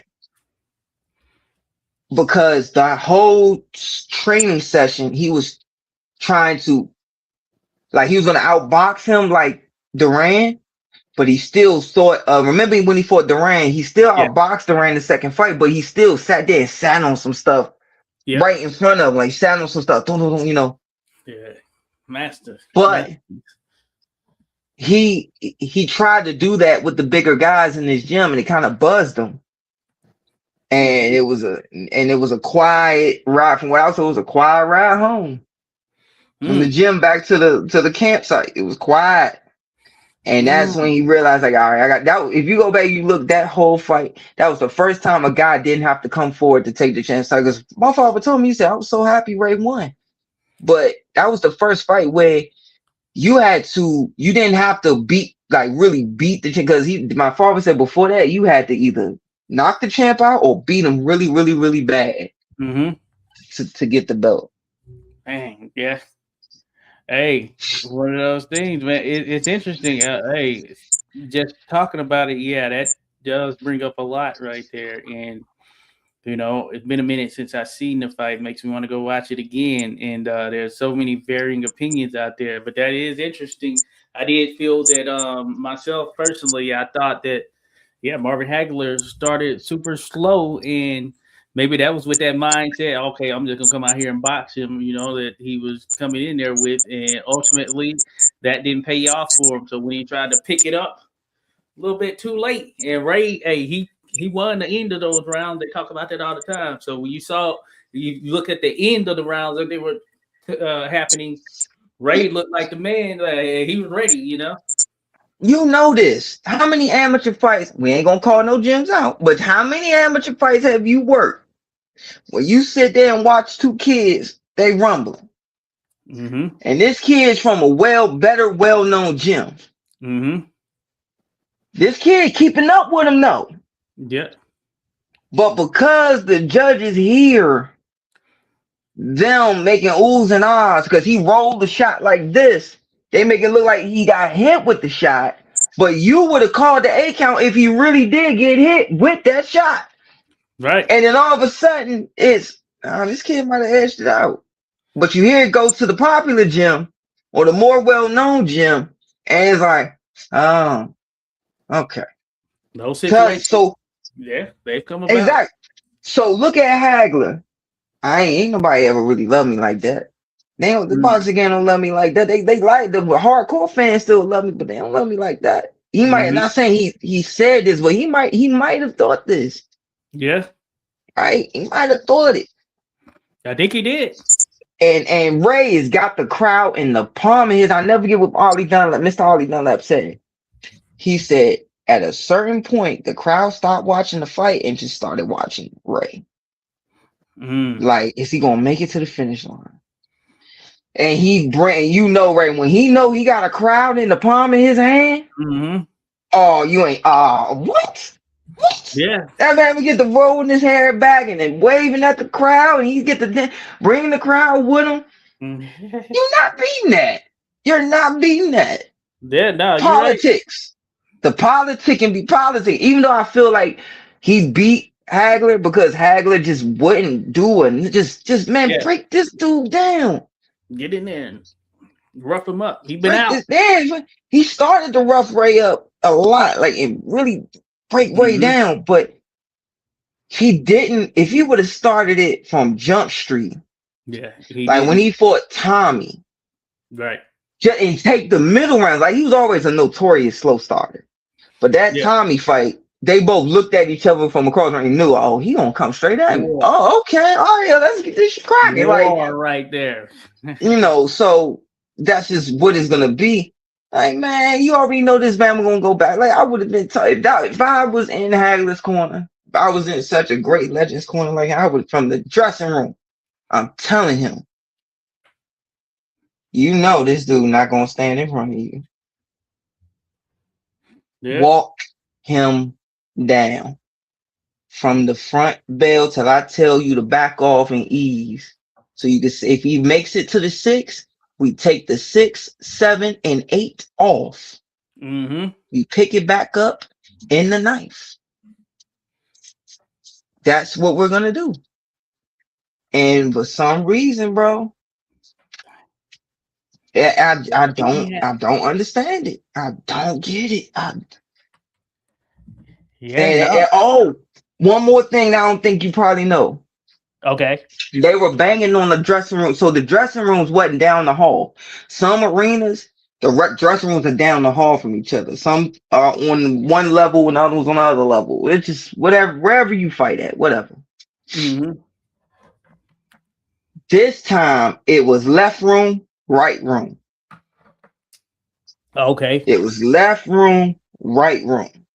So they can hear each other. So they can hear each other. And Mr. Kenny and Mr. Roger are banging on the walls. His whole squad. Ray just sitting on the stretcher's table. Like this, just sitting there. Go look at the old tapes. He's sitting on the stretcher's table like this. And they're banging on, hey Hagler, you too old, man. You've been in too many wars. It ends tonight. And Hagler was incensed. Like he wanted to kill Ray. When he came out the drug, he didn't even look left. When he stood, he was already, from what I was told, he was at his door. Like the door was open, but he not out the door. He's still in his dressing room, but full hood, everything. Okay. But from what I was told, he didn't step out the door and like stand there and wait for the commissioner. Because usually 2 commissioners or 1 commissioner in front of you.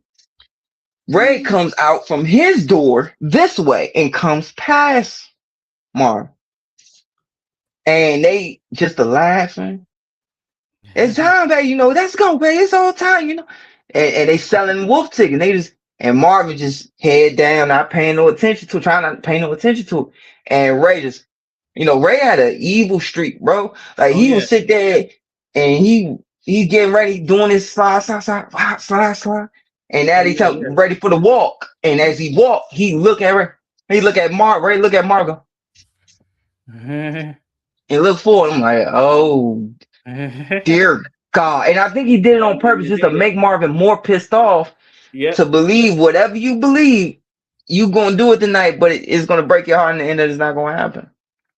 No. It's definitely, hey, the nice guys in there playing mind games with you there in the back.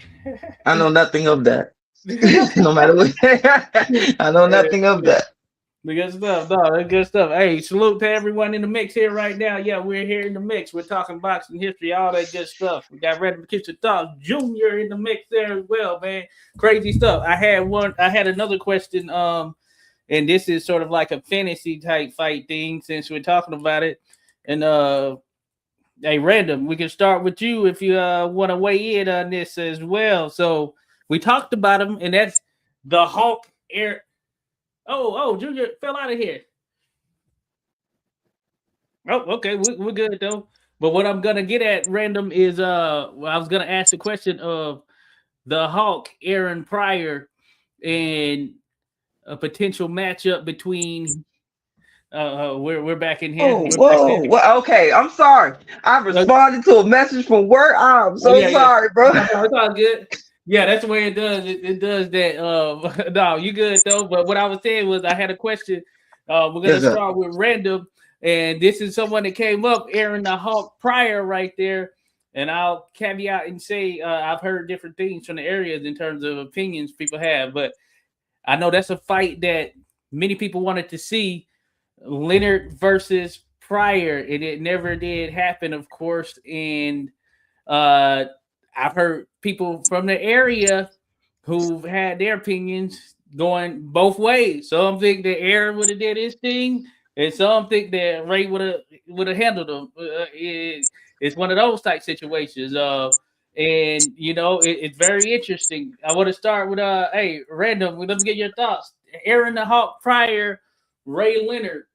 What do you think? If that fight would have actually taken place? I got more of a question than a strong opinion, like because I don't want to front. I don't know Pryor's career well enough to have like a strong opinion, but I've seen a good amount of Ray Leonard, Yeah. disproportionate amount. So I don't think I'm qualified to answer. But what was the difference in reach between those fellas? Would Ray have a reach advantage on Pryor? He would have a reach advantage. I've had to look it up, and he had a height advantage. He would have height, and I don't know what the reach would have been. I had to look it up though, but I believe it would have been both of those in favor of Leonard. So 5'7", so Pryor was 5'7", because I've seen them next to each other. I knew Ray was taller. So okay, so yeah, he would have had that, and I'm likely to reach. I'm gonna look it up real quick. Yeah, because if they were comparable, like base weight, and Leonard had to reach, I'd probably lean Ray Leonard against a lot of people. He knew how to use that. You give him like a size advantage, like his dimensions. That's tough on opponents at his best. Mm-hmm. Okay. He's a brilliant fighter, and like you were saying, he had a mean some of these fighters, they have like a media personality, but like they're still fighters and there's still mean motherfuckers in there. So, So like maybe sometimes it also depends on how individual fighters respond when they are steamy, when they are feeling salty. Like some guys rise to the level of the salt, and other guys it throws off their game plan. Yeah. So and Ray would have about 1.5 inches maybe on reach based on what I saw there, and some lists Pryor at 5'6", 5'6", 5'7", somewhere in there. So Ray would have that height and reach on him. So it would be interesting there. But no, good point there. Random. What do you think there, Junior? What do you think? I heard some things. I heard some of the same things, but yeah, right. I'm gonna tell you from the people that were there. Yeah. Anybody who has anything to go against what I'm saying, go watch Pryor Arguello Legendary Nights. You want me to back up anything I'm saying? From what I was told, Aaron Pryor was, and I'm quoting Butch Lewis, was so good at that weight class. Ray moved up. Ray Leonard moved up to get away from Aaron Pryor. And Aaron would spar Ray and Howard Davis as well. Okay. And he would give Ray a working over sometimes. Now, of course, you're working on stuff, but just still the point of staying sharp, just being on point. He'd give Ray a slightly more longer or difficult day at the office. So he matched up real well with him, like his skill set. Yeah. So he just, because that's the thing. So is that why the fight didn't happen, or is that speculated that Ray knew it was a bad matchup for him? Go look at the video. Go find a video. There's a video where Ray is being Ray with a white tracksuit on and a captain's hat. And Marvin Hagler gets his attention from the crowd and goes up there. He got on a suit. And he's like, I just want to fight. I just want to make a fight. And Ray looks at him right in his face like, man, I'm not fighting you. Oh, yeah. And then he says to him, come on, go move, pal. This is my show. Why you grabbed him like, this is my show, man. Oh, yeah. And then he walks and say, hey, I'm just saying I beat Tommy Hearns. I just want to fight. I just want to fight. Yeah. So from the old timers that I came up under, what I was told was Ray moved up to 47 Mm-hmm. because of Aaron. I heard that That too. Aaron Pryor was so sharp and he just threw too many punches. He just was nonstop. You literally had to hope that he slowed down going into six or going into eight, nine, 10. And the thing that people would say, the reason why people say Leonard would get him, Ray would get him is because Hagar had a tendency of putting his feet square when he would roll, come on, and then he'll get hit with a shot and hit the canvas. Only a couple of those knockdowns he's had in his career was he really hurt. And it's prior. But yeah, prior, where he Yeah. was really actually hurt, and they's like, if Ray hits him, Ray is gonna stay on him. Yeah. And the type of fighter that Aaron is, if you get him going backwards, he can box, but if you get him going backwards, he's not gonna be there. Now you saying the Panama Lewis thing, you gotta think at that Yeah. time he wasn't with Panama Lewis. We're talking Okay. about them just turning pro. He don't even know who Panama Lewis is at that time. Yeah. Panama Lewis came later when he was crying about getting the bigger fights and won a bigger payday. From what I was told, the deal was signed. Hmm. The deal was signed that he was going to fight Aaron. And Aaron was crying tears happy because he knew, like, I'm finally going to get him. I'm going to make this Okay. money. And then that's when the last thumb to the eyes in sparring happened. Okay. Okay. Yeah, that's what Joe mentioned there too. He mentioned then Ray got the eye injury. He said turned down the fight over money, then Ray got the eye injury. Mm. You know, so, but Aaron Pryor, my father told me, he was like, man, you will see Aaron in the gym, and he like, there's no way. There's no. And then Aaron was just in there, and he would box good. He'd be so sharp. And he was like, sometimes he'll have an ugly style, but it worked. Yeah. Hey. It'll Yeah. work. And he just, and guys just, you couldn't, when he turned that motor up, he made it difficult for you. He gave you problems. And when he sat there and he gave you, like, when he started pushing, that's why the whole Aaron Pryor thing now with Alexis Arguello became the Yeah. big deal, because Yeah. Alexis Arguello was known to pick it to really fight his best going into the later rounds, and that Aaron would start to still keep his pace, but he's slowing down a bit. I never get what my dad said. He said he was watching it at a friend. I was watching it somewhere. And when he saw Aaron Pryor jump off the stool, no, he didn't say jump off the stool. He said it's a picture of Mar, and they put it on Legendary Nights where his face is all.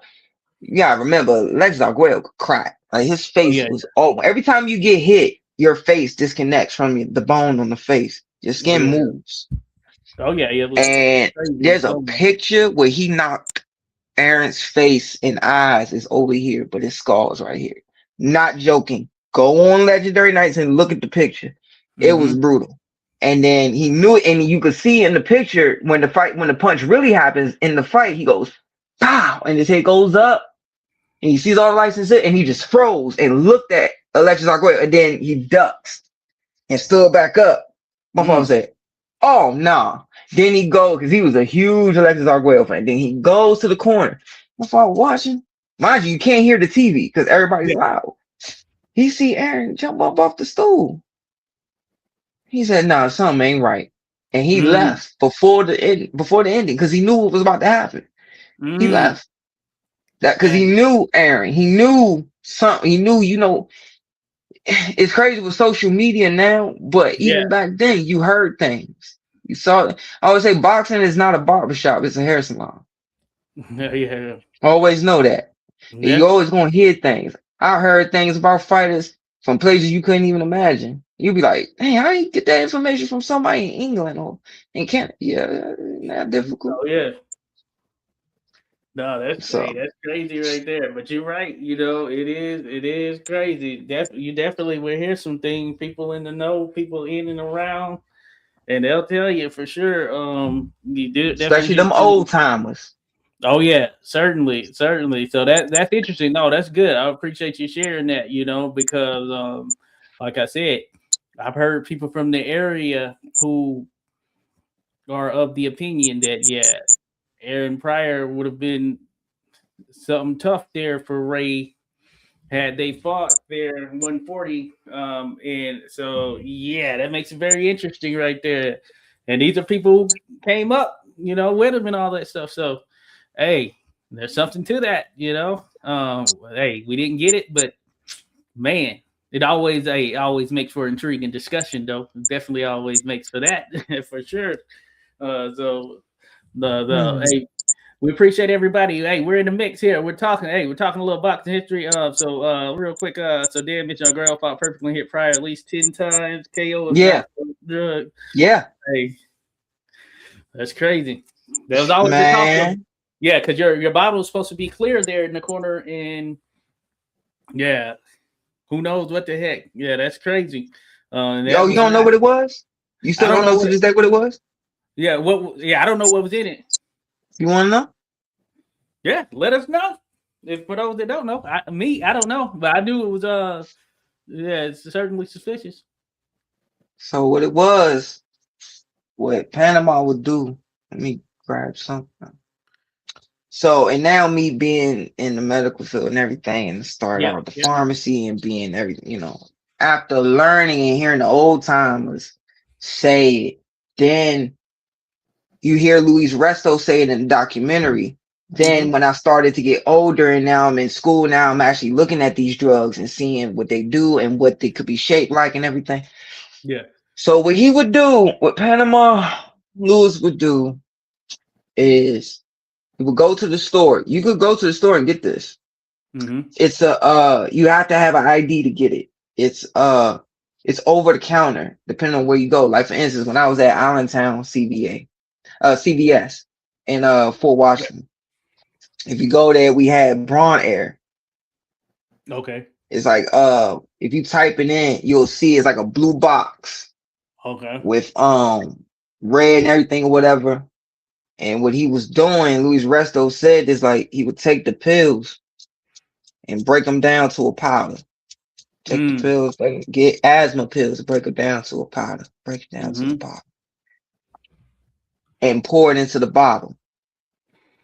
Oh man. And so what he would do is he break it down, and you might do this for older patients who have trouble Yeah, swallowing them, things of that nature. You break the pills and crush them down to where it's basically dust, yeah, and yeah, you might put it in their orange juice. You might put it in things like that. Even the little kids that I deal with, some of them like their pills that way. That's just yeah, how it yeah. is. But you'll put it in, and you put it in a black bottle. Why? Because if it's a clear bottle, you still might see slight remnants of the dust. Okay, okay. So that's why he has it in a black bottle. Mm, Go back and look. He tells Aaron to sit up like this because he's slumped, and he wants him to get all the air he can. Man, sit up. You can fight for 6 minutes. Come on, sit and give me my bottle. The black one I mixed. Gives it to mm, him.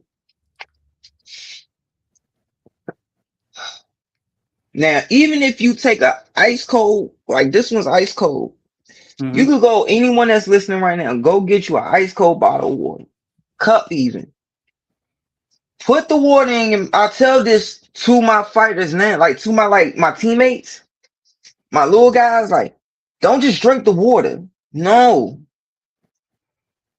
What you do is put the water, like, get a big gulp of water, hold it while it's still ice cold. Inhale, swallow, then exhale. You'll feel your lungs cooling off, like relax, trying to cool off, trying to relax. It's like pouring cold water on your car when it's overheating. Yeah. You'll feel it like, oh. Now if you add this, these are Louis Resto's words. He said, oh shit, man. I don't, I don't feel like I'm in the first. I feel like I'm back in the first round. That's what it is. Wow. Wow. That's why he ran off the stool. He will run off the stool, it's all the time, but he really, after having a real big back and forth with the Alexis Arguello, taking some big shots, he's running off the stool. Instead of, let me come off the stool, but be a little cautious. I'm running right at him. Yeah, interesting. That's crazy. That is crazy. So asthma medication. Dang, that's crazy. Yeah, that's It's, how it was done. I And haven't that seen got it. that Mhm. got a lot of people feel like that's what got Aaron hooked on other stuff too. Like Okay, from that okay. night on, that's what did it. Oh yeah, yeah, yeah. Damn, it just makes you Superman. Yeah, that's crazy. I haven't seen it in a minute. I'm gonna have to go back and watch now for sure. Just even looking at Oh, it with a different lens. Sam another Langford used thing. to smoke cigars in between rounds. Yeah. Sometimes at a certain point in his career, yeah, it wasn't unknown apparently for him to puffing on these long black Nicolino cigars with Lochi. like little Yeah. Oh yeah, Yeah, nicotine. he's smoking smoking in yeah, between yeah, rounds. yeah. Like God. They're But crazy. to people who don't like, I know people are looking at boxing now and like, how can someone get away with that? Da, da, da. So back then, just so people could know the facts and know that I'm not just talking out my tail, back then it was different. You didn't Mhm. sin. The commissioner might be outside having a smoke break. I'm keeping it real with you. Right. Back then, you might not always have a commissioner standing over you. Back Hmm. then, you were given the gloves and just give me, wrap your hands and let's go. And the commissioner, Yeah. the biggest thing was the commissioner was just watching over the corner. Back Hmm. then, even up to the Kodo incident, Oh yeah. he didn't send his people over to watch. And he said he always blamed himself for that. I didn't send my uncle or nobody over there to watch. Yeah. Yeah. So back then it was different. Even when my dad was fighting, it was different. My uncle Ness was fighting, it was different. Yeah. But back then you would still think, man, these some stringent rules. You can't get away with nothing until someone slick enough gets away with something. That's true. So No, that is true, and yeah, seeing and knowing the process, seeing the process, yeah, it's pretty crazy. Certainly with that Kodo thing, especially when you see that picture that comes out, showing where his raps were, and you can see that little blood stained little that speck or wasn't whatever, blood. or So something to do. what it is when you get fresh gloves, Yeah, fresh gloves, you know how they smell like leather? The yeah. paint's fresh too on the gloves. Okay, So, okay, like if you go back and watch when Mr. Paul fought Winky Wright. okay, So he fought Mr. Winky, and you'll see as they both got on blue gloves. And you'll see at okay. the end of the fight, it's blue everywhere. It's blue on the tape, it's blue on their trunks. Yeah, I remember That that that fight. stuff bleeds. It bleeds. Yeah, it bleeds as you keep pouring water and The sweat and everything. Margarito Yeah. right there. So, but the other thing was the real telling thing was what was beside that red mark. That was from the bleeding of the red. That dark mark. Okay. That is so for people who don't know, anyone who's broken a bone knows. So when you go to the doctor, it's a wrap, just like the wrap they put on your arm after they draw blood. Same type of wrap. It's just extra chemicals added. You dip it in water and that chemical starts to harden. Now, back in the day, it used to just each be one little piece of plaster back in the day on your cast. Another piece and another piece and another piece on the cast back then.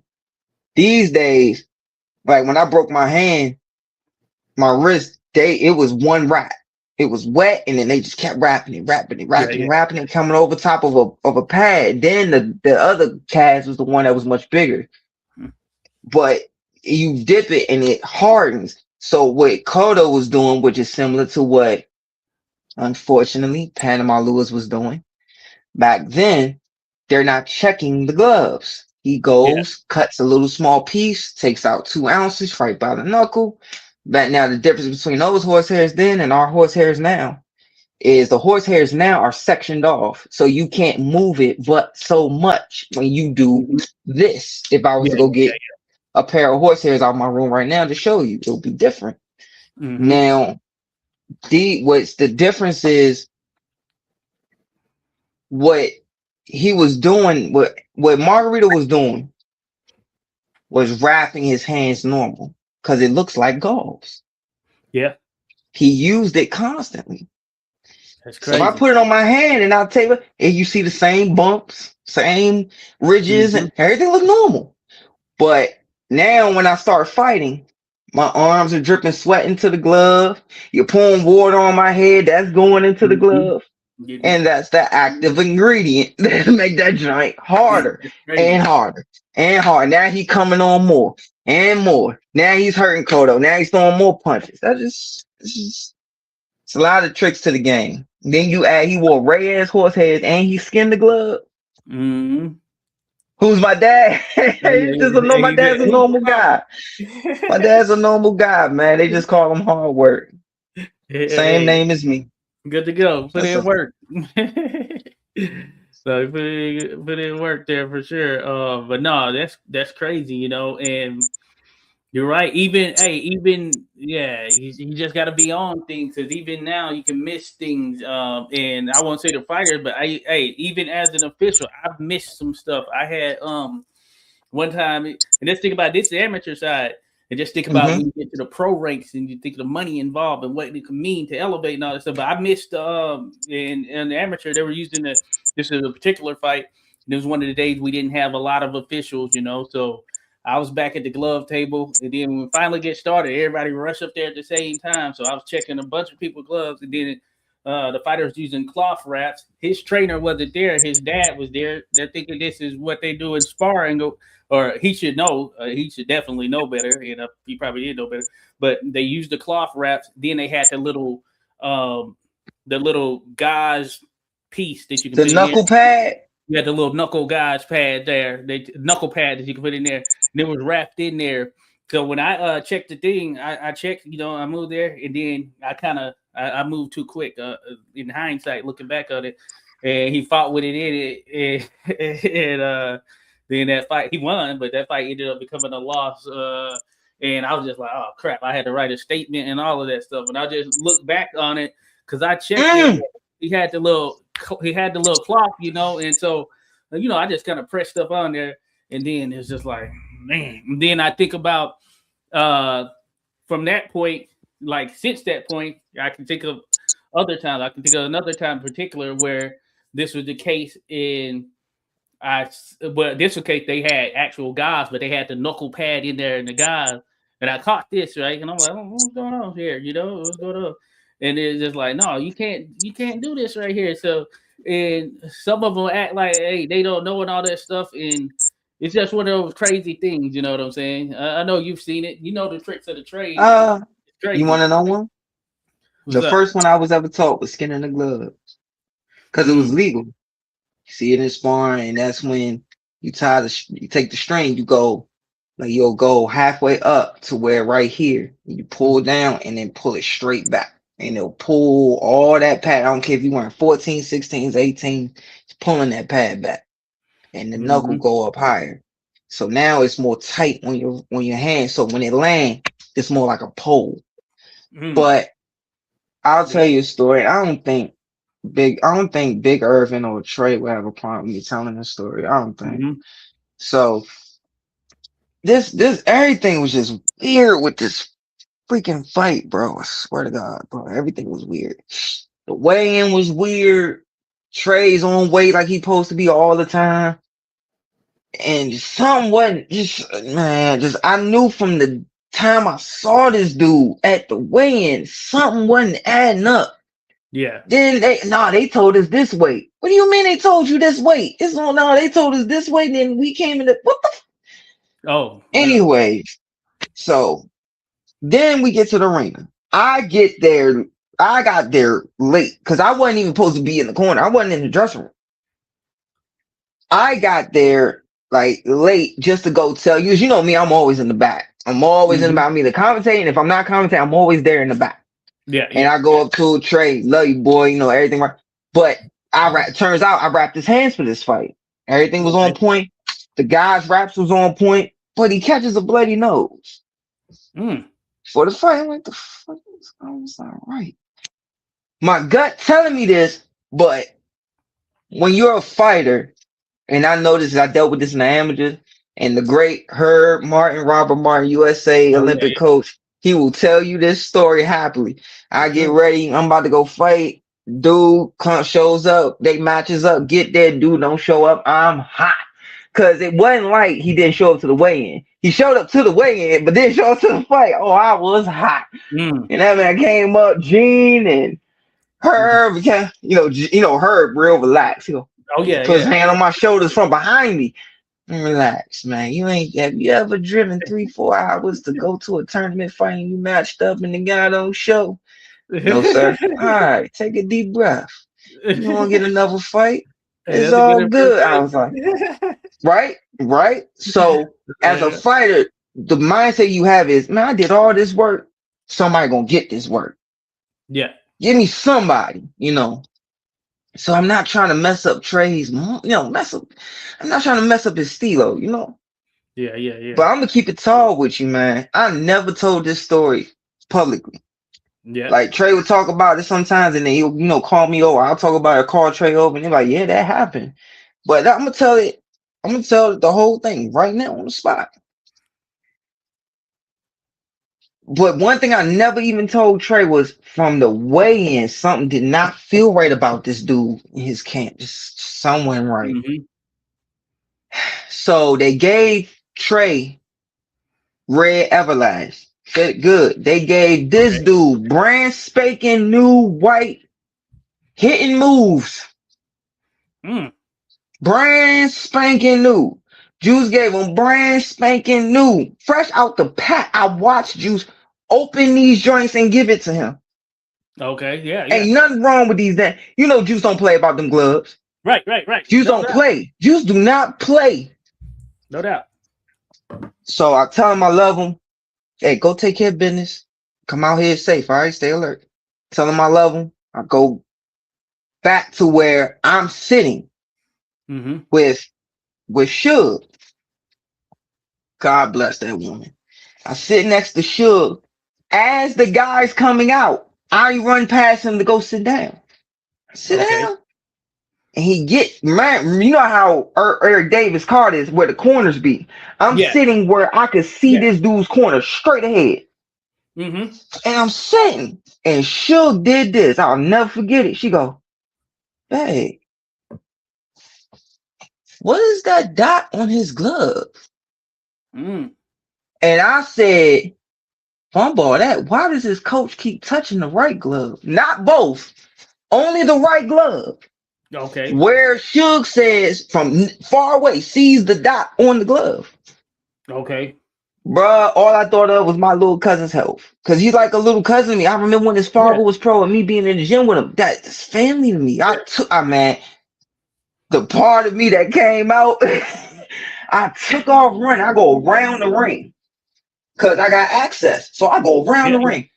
Tio, which is uncle in Spanish. Tio, trying to get my uncle Nestor attention. Tio, Yeah. Metro, get in there, man. I'm screaming through the top of my lungs. And Uncle Nestor don't like no cursing, but man, I curse. Tio, Yeah. Metro, Trey lean on the ropes like this. He rocking on the ropes and he turned. And Metro and Trey turned like this. Look, I said, check his fucking gloves. Check his gloves. Juice Mm. got up and went in the ring. Nestor went, relax. We about to check in now. Man, this Bama, till this day, I still have the picture. Yeah. Well, until this day, I'm like, what the hell did he put in it? Because the last thing I need, I know my cousin's mental makeup. Yeah. If something happens in that ring, he's not going to tell us. Yeah. He's not going to tell us. All he's going to think is, it's not a spawn section. I need to fight. Mm-hmm. He's not going to tell us. And then next thing you know, some dumb injury happens. And then his career's over.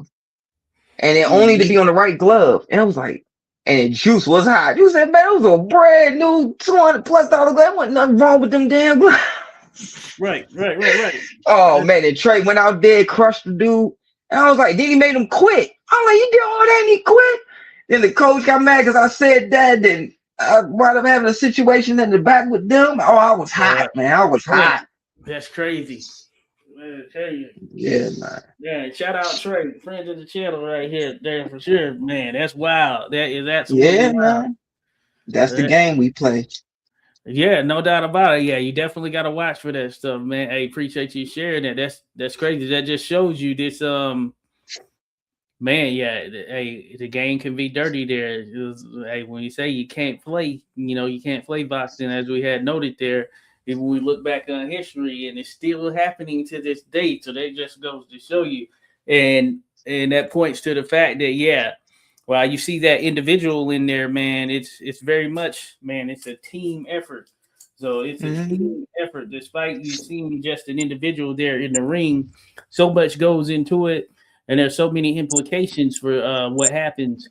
So man, hey, that's good on you for and it's good on your girl for catching that. You know what I'm saying? And Shout that's out Big crazy. Shoot, man. But like, hey, I like a Dynamite. hawk. That's what I say about Melissa. She got an eye like a hawk. So sometimes Man, you gotta send me this clip. You gotta send me this clip of me talking about, man. You gotta send me this Yeah, clip, bro. I gotta send yeah. it You'll to get all of them. God. You get all of them. It's gonna be posted. I got you for sure, man. This is that's wild right there. So man, that's big up right there. That's love right there. And you gotta have that type of situation.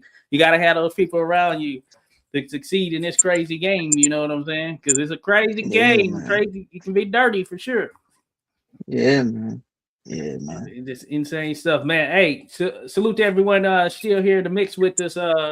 We've been talking boxing history here, and we've gone it's 8:23 right here. We've got about two Yeah. hours in, 2 hours in, all that good stuff. Man, I know it's been wild though. Man, but hey, this ain't this is the first here with you, Junior, but certainly not the last. You know what I'm saying? Yeah, man. Certainly I not the last. appreciate it, man. I Yeah, really do, man. Thank you guys. I appreciate it. Before I go, I just want to say, man, I appreciate you having me on. I appreciate you being patient with me. And I no, wanted to try to give your audience a good show and some good stories and just how you carry yourself. How I've watched you since Thump Yard when we first met at Thump Yard, how you carry oh yeah, yourself and how you've yeah. always been. Man, I'm just honored. And anytime I got the time, man, my time is free Oh for yeah. you, man. You know Yeah, that. we have been talking about it. Hey, we're gonna All do it love. again. We're gonna set something up there. No, we appreciate you Yes, taking sir. the time Mr. to Rand, pleasure. Pleasure, hey, sir. Thank you for being so kind and let me on. Thank you, sir. That was a lot of no, fun. It's nice to meet you. Yes, I'm sir. See I'm you always here guys. to learn. I don't know very much, so I'm very narrow area of study. So like I'm always learning. I love it. That was so much fun. no, but we're Thank gonna you, man. I connect again. appreciate it. Hey, and I'm gonna share his stuff. I'm gonna share his IG so you can follow him, all that good stuff. I'm gonna share it. JR the Golden Boy, Junior the Golden Boy, Golden Love Boy, all y'all, that man. stuff. So appreciate you. Have a good night. All right, we're here, folks. Thank you all for still being with us. Random Kitchen Talk, we're still here. That was good. Hey, we got a little segue in there to get to talk about some more of the modern history side of things there, Random. And there's still some questions that I want to get back for us to kind of answer as we just kind of Yeah, continue man. into this thing right there. But hey, that's some good stuff there, Random, in terms of That just was a lot of fun. yeah, I enjoyed that. I'm audience too. That was a good show. I just sat here. I was like, that was amazing. Hey, can I just add to the gloves thing? So in yeah. the footage of Sam Langford's third fight with fireman Jim Flynn in California, Oh yeah, was it February 1910? So they walk out in their wraps and then they check each other's gloves in the ring, center ring. You yeah. mentioned that footage before because there's George Byers in his corner, the former like elite middleweight who even Oh yeah, fought up yeah, yeah. at Yeah, heavyweight. Meyer standing there. Yeah, but you see they walk in and Flynn checks his wraps and he does the same, so they Yeah. got the eyes on him, I guess, and then they put their gloves on after they took the ropes off and whatnot. Mm-hmm. But it's pretty Yeah, cool. So like that's the only thing I have to add about the gloves thing, because I know there's a lot of different controversies, but I don't really know and it. that's right then and there, So yeah, that is interesting because they used to do that right there ringside and everything. So no, good point right there to bring out. Shout out to my man Miter Span. I got you. I'm gonna see what's wrong with your profile and whatnot. But Miter Span, he put me on game because I had seen that video. I don't know how many times they're random, and I know we probably even talked about it, but I didn't realize that was George Byers just standing there right in the middle looking at the screen. You know what I'm saying? Yep. It took me the longest to realize such.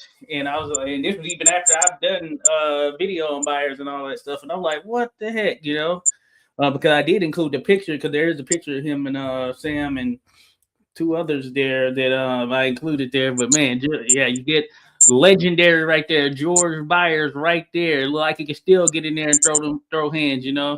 He stayed in pretty decent shape, like Yeah. he didn't like totally blow up and become a cartoon of himself. Although back in the day, he was really trim. I mean, like a lot of fighters then, because the stamina required and sometimes fighting above your own weight, the most of the credible people stayed in phenomenal shape. Mm-hmm. Then if they had to train, basically sweat down some pounds to make weight for the important fights where there was a limit, like maybe they go even further, but like they stayed pretty crunchy. Yeah, no. He looked like he was ready to go. Would have been a beast, but that was one thing about him in his career as well. Always in shape. Real quick, I'm gonna go through some of these questions here, random. Right on. Let's do it. We still had kind of a couple of questions that I want to go through here real quick that had come about. Hey, appreciate y'all. Hopefully, people are checking. So Saul says, "Is it true that Lennox Lewis and other top weights duck I could be a Bucci may have very well. I don't know. Some people seem to think so. And Joe mentioned Lennox didn't want to talk about Ike ever there. So hey, I can't say for certain. Like could have been, could have not been. I could be a Bucci. Hey, he was a beast, as a matter of fact. But of course, we know what happened, so he kind of derailed himself. But he actually fought in Africa, believe it or not, folks. Here maybe last month or something like that, which is crazy. He's like 50. He was locked up for a good period, but he fought in Africa. Shout out to Al Rahim for the World Boxing Bureau Championship, maybe in heavyweight or something like that. But yeah, so that's an interesting one. Saul may have been the case. I can't say with certainty though. Shout out to Blue Tac 97 says Greb is a real pound for pound boxer, I guess. So no, salute there to you. No, Greb, no doubt, pound for pound, one of the greatest that the sport has seen right there. With an impeccable resume in terms of just look at who he fought and all of that stuff. And also his year-to-year record. Crazy. Like think of it like a season sport, right? His win-loss record year to year across his relatively short career. Not relative. Okay, so not like super short by the standards of the day, but he was unique in that he stayed in the elite the whole time through. Once he got his groove going, he kept it up for many seasons at a tremendous pace.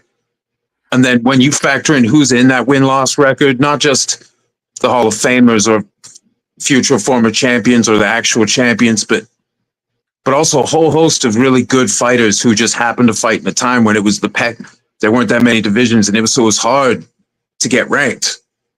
Like even when the ring rankings came in, a lot of these guys had like a dozen fights the year before to get ranked at the end of I think it used to come out in February or March the next year, but to be rated for the previous year, most of them had to have a lot of fights.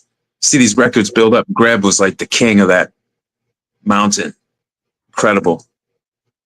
Oh yeah, Incredible. yeah, no, that's legit stuff right there. So if someone wants to say he's the greatest of all time, hey, that's cool with me, man, because I'm not going to tear down that guy's resume. It's bizarrely intense, and he fought really busily and then sadly passed away. But like what he did was in that amount of time, like Langford had a comparable amount of fights, but stretched out over decades.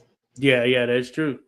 And yeah, one of the separators, and we've discussed it before, one of the separators, I guess, if you just look at it, because both of those guys just crazy resumes. But if there were a separating factor that you could take into consideration, it would be Langford being able to do what he was able to do with heavyweights, knowing where he started and being able to carry that power up. That's like out of worldly. Yeah, and he put on some size when he went. By the time he went to Australia at the end of 1911, yeah, for the Sam McVeigh rematch, where it was like a series of fights. They signed for multiple fights with the promoter, who he'd fought for in London and then in Paris. He started to put on some weight, and part of the explanation is like you can see my thumbnail right there.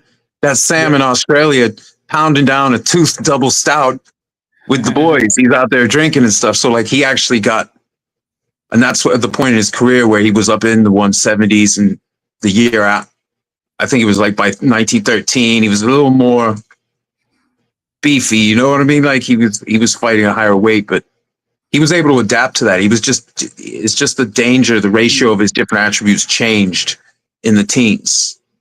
But even after 1917, when he lost proper use of one of his eyes against Fred Fulton, I think that was in July in Boston. But he had a bunch of fights after that same year and kept fighting with a tremendous win-loss record. So like even at the point after that, when like certain guys could get the best of him, even just a bad night or Harry Wills. Once Harry Wills, after the first several fights where it was competitive, Wills was just coming into his own. Another great fighter, and coming into his prime, and so Langford had worse results, but he was still beating up a bunch of other guys at a really busy pace. So like for me, I have Langford number one all time, but for Greb, if you look at his win-loss year to year, there's nothing like it. There's some great year-to-year win-losses. Jack Britton had a gigantic career with some heavily winning seasons. Maxie Rosenblum, Cameron Hank, Sugar Ray. I mean, obviously, like the other all-time greats, but like so I do actually count. I don't know about you, 86. When I think about greatness, I think about like the rate at which they have to prove this. Oh yeah. And as well as the richness of the era, because there were guys way back in the day who weren't as busy as fighters, but they did a lot of exhibitions. Corbett, Fitz had a ton of exhibitions. Mm-hmm. So varying degrees of busyness. So like Langford was in a financial position where he was just having a lot of pro fights. Yeah, right. But Greb turned it all the way up to 11. The speed at which he accumulated experience, it's just. Yeah, it's bizarre. It's just bizarre. Yeah. What a fiery guy that guy was. My goodness.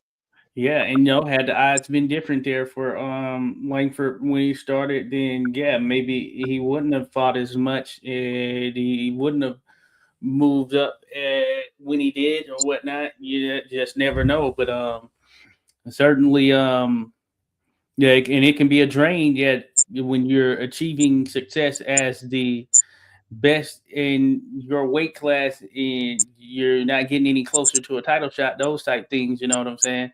And Greb even had to deal with that himself there. So that has to weigh in on it too. Yeah, absolutely. And like the circumstances were different, but Langford was in a position to have one of those crazy year-to-year schedules like that. Because he had dozens for his first full year, because he started in January of 1903. He kind of came back after some months off. Mm-hmm. And he fought like, I don't know if one of them was a pro fight or an exhibition, but so like 27, 28. He was in there a lot, right? But then early the following year, the boxing crackdown came in Boston, and his home clubs all closed, and the club with the Criterion which was a prestigious club, and they didn't want to lose their general charter, so they closed too, and that's where he had beaten Joe Gans.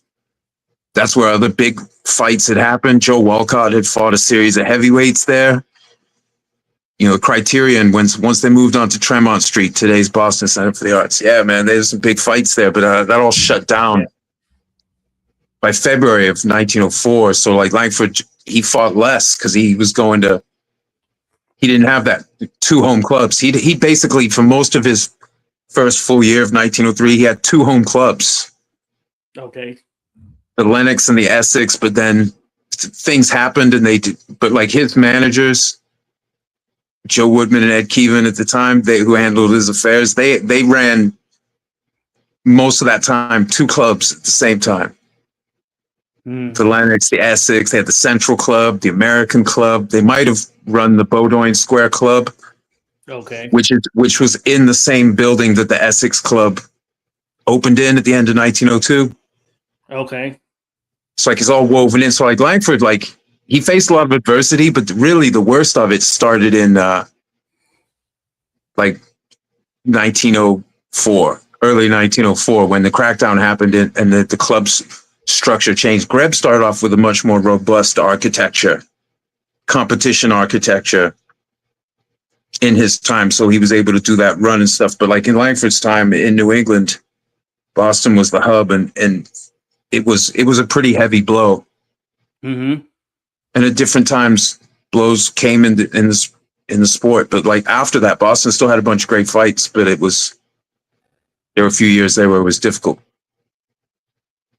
It's hard, you know. It was a controversial sport, and there was gambling involved.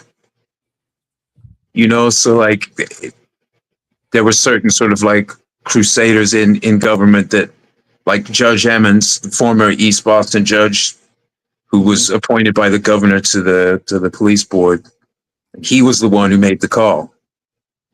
Okay. He was sending the boys out, to go shut it down. So a lot of figures like that in the sport for sure. Langford fought Belfield Wolcott twice in early 1904. He'd already fought him the year before, but he fought him twice in like shorter fights with the police there. Oh yeah. You know, I was thinking that, and I was gonna say, we know of situations, because I've run across countless situations where, even though they had that order, you know, the police, they allowed it to happen there just because they knew what was up. And it's a very interesting dynamic, right? You had some who were true sticklers. You had others who would, okay, we're going to let this fly. Right. And after the ban, there was a separate debate after the hammer came down. I think it was the night. So the night there was okay. So it was an ongoing thing where they would think, based on what Commissioner Emmons had been saying, they were hopeful that if there were no money involved, and they were even saying we could abandon prizes for the winners, you know, but like if there was no incentive to, just as a sport, the amateurs would be left alone. But on the 22nd of February, the night Langford knocked out Willie Lewis, future top fight. He was a pretty hot prospect, but coming off a couple of losses, future really top fighter, but knocked him out in New Bedford. But that same night, Sandy Ferguson, Big Sandy, future Langford opponent, was supposed to fight Walter Johnson in Chelsea, and the police shut it down.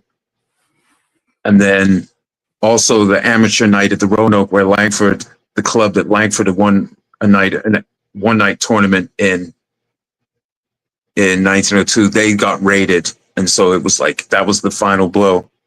So really after February, this is after Choyinski and Kid Carter had been released. The grand jury refused to indict, you know, so there was still uncertainty, but that was the night it came down. And you can see in Langford's career and in other careers, some fighters who've been very busy just stopped fighting or barely got to fight because there's only so many out-of-town slots.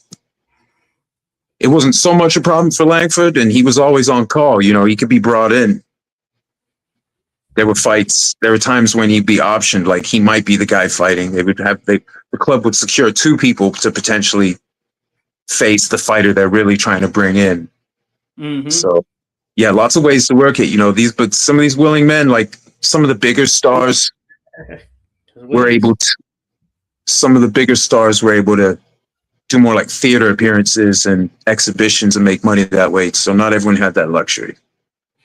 Yeah. Hey, you know, when you go further back, they disguise it as the friendly art of an athletic display, sparring session, a friendly artistic session and display. You know, they were disguising it. So it gets wild, some of the ways they came up with making it happen there. So very interesting stuff there, Random, for sure. I was looking at some other comments there, and we were talking about when Dempsey. So you were on point there in terms of when Dempsey or Spitz had knocked out Dempsey. And I was thinking, so Joshua, thank you for the Friday. He said Nonpareil Jack Dempsey, he died the same year the new Dempsey was born, 1895. When I was looking back, I get some of those years mixed up, but yeah, 1895. I think I mentioned this in another one. Had it been a couple of years, man, we would have gotten Nonpareil Jack Dempsey on film, which would have been crazy there, because I think Corbett and Courtney, that was 1896, if I'm not mistaken. So, in all likelihood, had he not died there in 1895, we would have gotten footage of Nonpareil. This would have been him, of course, on the back end of his career, and he would have unfortunately had to battle multiple bouts of tuberculosis, which was the case there in his career. But that would have been amazing to have, just thinking about what he was there in the early stages. So Yeah, it's definitely, and also including all the fights that there's evidence they were filmed, but it hasn't survived, and all of that. It's almost like you got to treat like archaeology like a dig. Like you just grateful for what you can get and what there is. Because with like Langford, who I'm studying, there's only 3 fights, highlights from 3 fights. Now those are cool fights because you get to see him fight Bill Lang in the London rules, Jim Flynn in California rules, and then his 10th fight with Joe Jeanette. 10th fight is crazy to even think like that. You know what I mean? 10th freaking fight. So Junior was talking about some of these great rivalries and stuff, but like Langford Jeanette, that's a crazy rivalry. But like it's good to have any footage, even if maybe some of their earlier fights, well, they were fiercer, even fiercer. But just to have anything is a blessing. So some of this old footage, even if you just have a little bit, or like with Langford, just highlights, still pretty awesome, just to have it. But yeah, there are fighters where they just missed it, because I'm lucky in that, or Langford, as far as like the historical record, he debuted a few years after it. Okay, now there's photos in the papers all the time. Yeah. So that's how we get the early pictures of him. That wasn't like that. It was fairly new, right? At that time in the early 1900s. Because so like going back, so I have etchings, those etchings or drawings of like, like in the 1890s, you're seeing like the mid 1890s, you're seeing like etchings, drawings. Oh yeah. Including one I've got of Nonpareil Dempsey doing a shift, slipping a punch and shifting over, probably about to throw a counter hook, looking smooth, like it's just it's just the way that the documentation runs, like you only get what you get. But what is there is fantastic. Can we talk about Dempsey? Because I know it was one of your favorite fighters. He was mentioned earlier. Stylistically, can we talk about some of these earlier fighters, how they would do today or versus today's fighters? Not necessarily in these rules, but just matching them up in or outside of the context of their times. Because like Dempsey got very selective about his pacing because he was doing movies and stuff, but like he was at his best, he was supremely capable. He wasn't a small guy. No. And he wasn't a wimp. And he was ferocious. He was a fast starter when he wanted to be. He was like at his best. He was a supremely fast starter. That's how he ran Fred Fulton over. Fulton was a big fella. Yeah. Who'd cracked a lot of chins. You did a video on Fulton. Fulton did a lot. He was a ferocious puncher. And could jab too. He wasn't like just cracking guys with crosses. He could jab. What's that? Yeah, I was saying, Dempsey, he wasn't a small guy. He's good what you mentioned. I was just noting he was about 6'1", but I had my hand up here as though I'm not, as though I'm 5'1". But he would have been probably, coming up to me. He'd probably been like right there, somewhere, probably right there, somewhere in there. Just right there. But he wasn't a small guy, and like you mentioned there, I just wanted to throw that out there. And I think that would show if people were actually next to them. Yeah, and I think also like when you take like fighters, a very individualistic thing, and there's a danger money, so it's like it's a serious thing for serious people, men or women, like fighting. Mm-hmm. So when we talk about bringing athletes forward and back in time, the conditions are different. But those individuals, so it's almost like, if you just grab Jack Dempsey out of a time machine, like the TARDIS, and you brought him to ringside and just said, okay, now you're fighting in 26, man, good luck.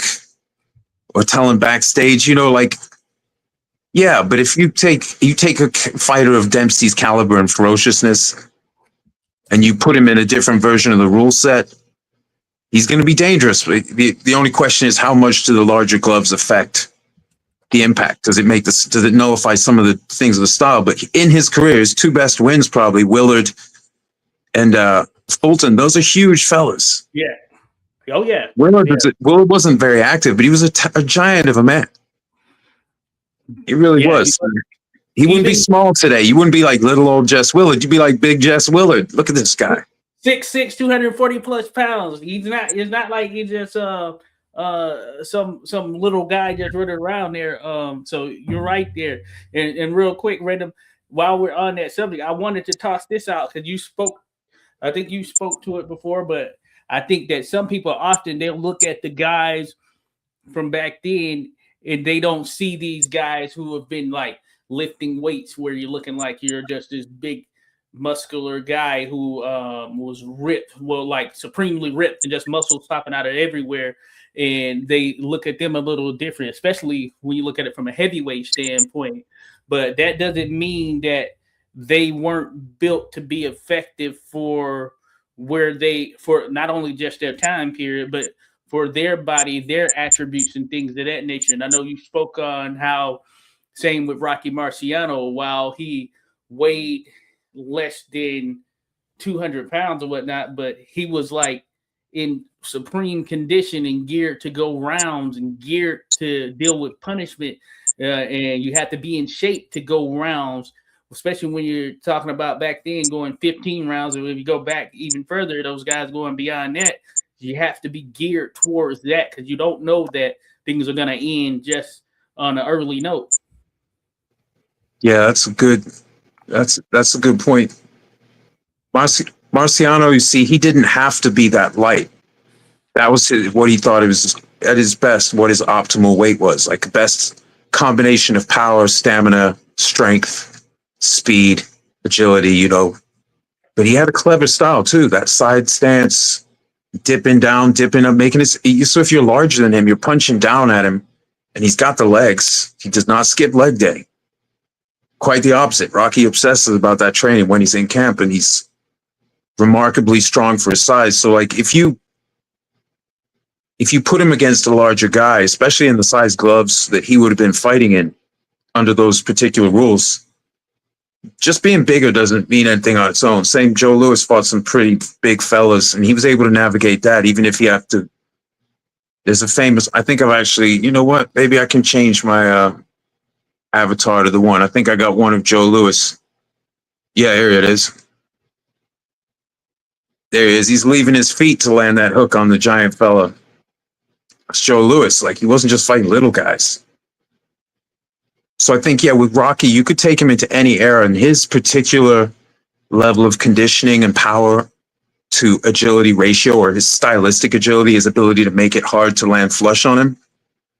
Because he came through plenty of jabs to land the big artillery, but the thing was, he was hard to land like flush on. That's why it was such a big deal when he got knocked down, because he wasn't the easy guy to, you could hit him, but can you like sting him? It's hard, man. He had the legs to get low, and you know, so I don't know how, as far as modern officiating, but you take that guy, and maybe in the larger gloves, it would be to his benefit to train to a higher level. Maybe at 200 pounds, he would be optimal with the different rule set. But I think it's a tough matchup for anyone because of the power. Compensating power. Sam Langford, even when he was way past his prime, he's half blind, still kept a great winning record year to year until the very, very end when he was blind, because he had the power to do it. Rocky always had that power. It changes fights. Oh yeah. No. That's what was that? One of Duran's most celebrated fights. Well, who was it? I can't remember. I'm trying to remember who he fought. He was giving up some size in that one, but he tore the guy up by the end of it. Oh, it's a good fight. Why can't I remember the name? Oh my goodness. Was it Barkley? Yeah, the Blade. Part of the reason that fight is so awesome is so. Oh, let me see. Let me double check. Yeah, so Iran the Blade Barkley. He's a little bit old, you know, but he's a big guy relative to Duran. Duran put it on him, but like part of what makes that so fun and so celebrated is because of the power that Duran was able to show with the size disparity. Now you take someone like Fitz, Langford, Rocky, you're cranking that up to 111. Mm-hmm. As far as the power, the compensating power does a lot. You know, so It's just you only get the great punchers so many times through history. It's like great composers. Lots of talent out there, but they're all-time greats. They show up when they do. Things work out right. You get them, and then that's it. Yeah. You're not going to necessarily get another Rocky. Someone with that mentality, that era's mentality, like ultimate blue collar. You know what I mean? But like that level of toughness and dedication, it's just you might get it, but you may not get it in a fighter who has other great attributes that allow for an all things collide to bring them to international prominence. It's like these guys are one-offs. I think Dempsey's one of those guys. It's just he got less active as his star grew. Oh yeah. So he had a different part of his career. Like Tyson had 2 careers. You could say, you know, lots of guys. You know, it happened. Joe Walcott, the original Joe Walcott, Barbados Walcott. Yeah. He almost had 3 because he had a great lightweight career. And then he had this great welterweight career, but then he shot himself in the hand, and then the rest of his career after that. So he almost had 3. Jack Blackburn, essentially 2. Precisely. The jail stint. Blackburn came back and still fought a lot of guys. We even fought Harry Greb, you know. One of the, I don't know, are there any others who fought both Blackburn that fought Greb and Langford? I'm trying to think. There's got to be some. No, there've got to be some. I just can't think of it. I'm trying to think as well. Did Philadelphia Jack O'Brien and Greb fight? Maybe not. No, but O'Brien is in the footage of Greb training for the Mickey Walker fight. Oh yeah, it is right. Yeah, that is right. Jack O'Brien still looked pretty crunchy way back then. You know, he was, that was a ways after the fight with Langford where he was already like at the end. Yeah, that's why I was thinking him. But yeah, you're right, because they were in that sparring session together there. For that little newsreel. So that's an interesting one. But yeah, who else fought Greb? And so, Tiger Flowers, he's one. Tiger Flowers. Willie Meehan. Didn't they fight both? Who's that? Willie Meehan. Didn't they fight both? Did he? Didn't he fight Langford and Greb both? I can't remember. I can't think of it. Gumbo Smith, didn't Greb fight Gumbo? Yeah. I think he's one. Yeah. I'm thinking. Yeah, so there's a bunch. So, but Blackburn's one of them. Yeah. Blackburn's maybe like more unique. Like Blackburn did it way far apart and at totally different weights. Didn't he fight Greb at middleweight? Was it a middleweight bout? He fought Langford at lightweight at 133. Yeah, when he fought and Greb fought Gumbo in 1920. Stopped him quick, right? Wasn't that fight? Crazy. Yeah. Put it on him. And Greb was not a knockout guy like that, which is crazy.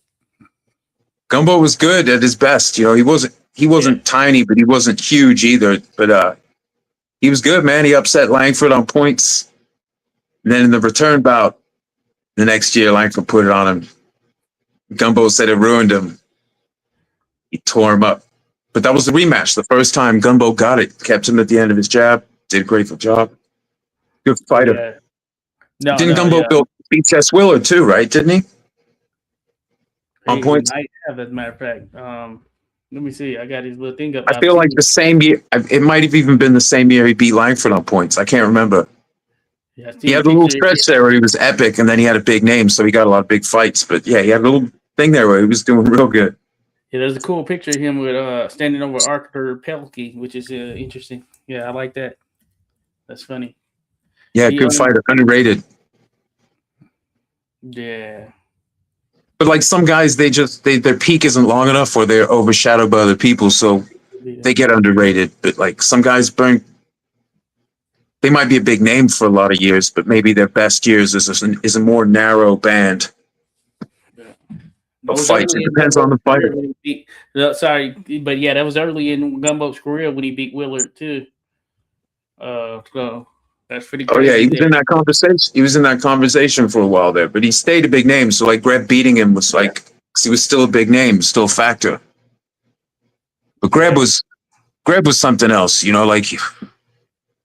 I think people think like he couldn't fight any other way. but he even showed in his career when he got more grappling heavy because his eyesight wasn't as good.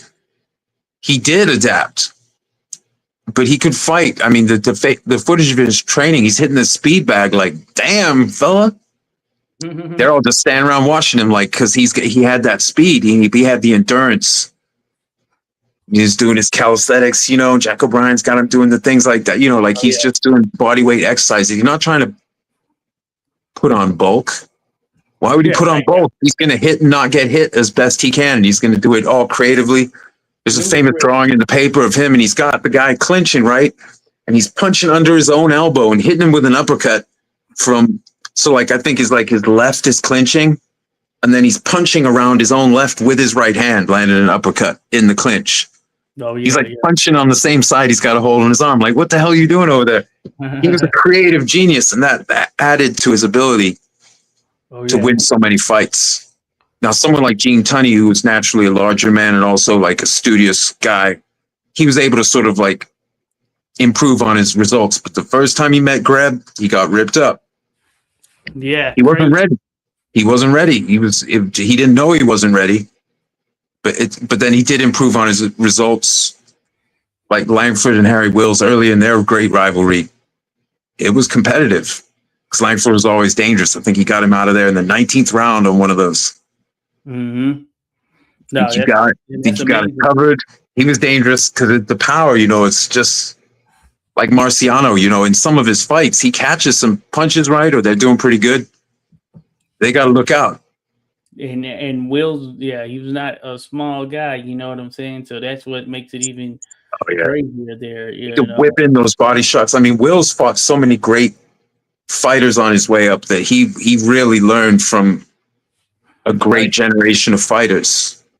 Yeah. So even if he caught some of the guys when they were deep into their career, they're still some of the top guys in the world, and he was fighting them as he was getting better and bigger.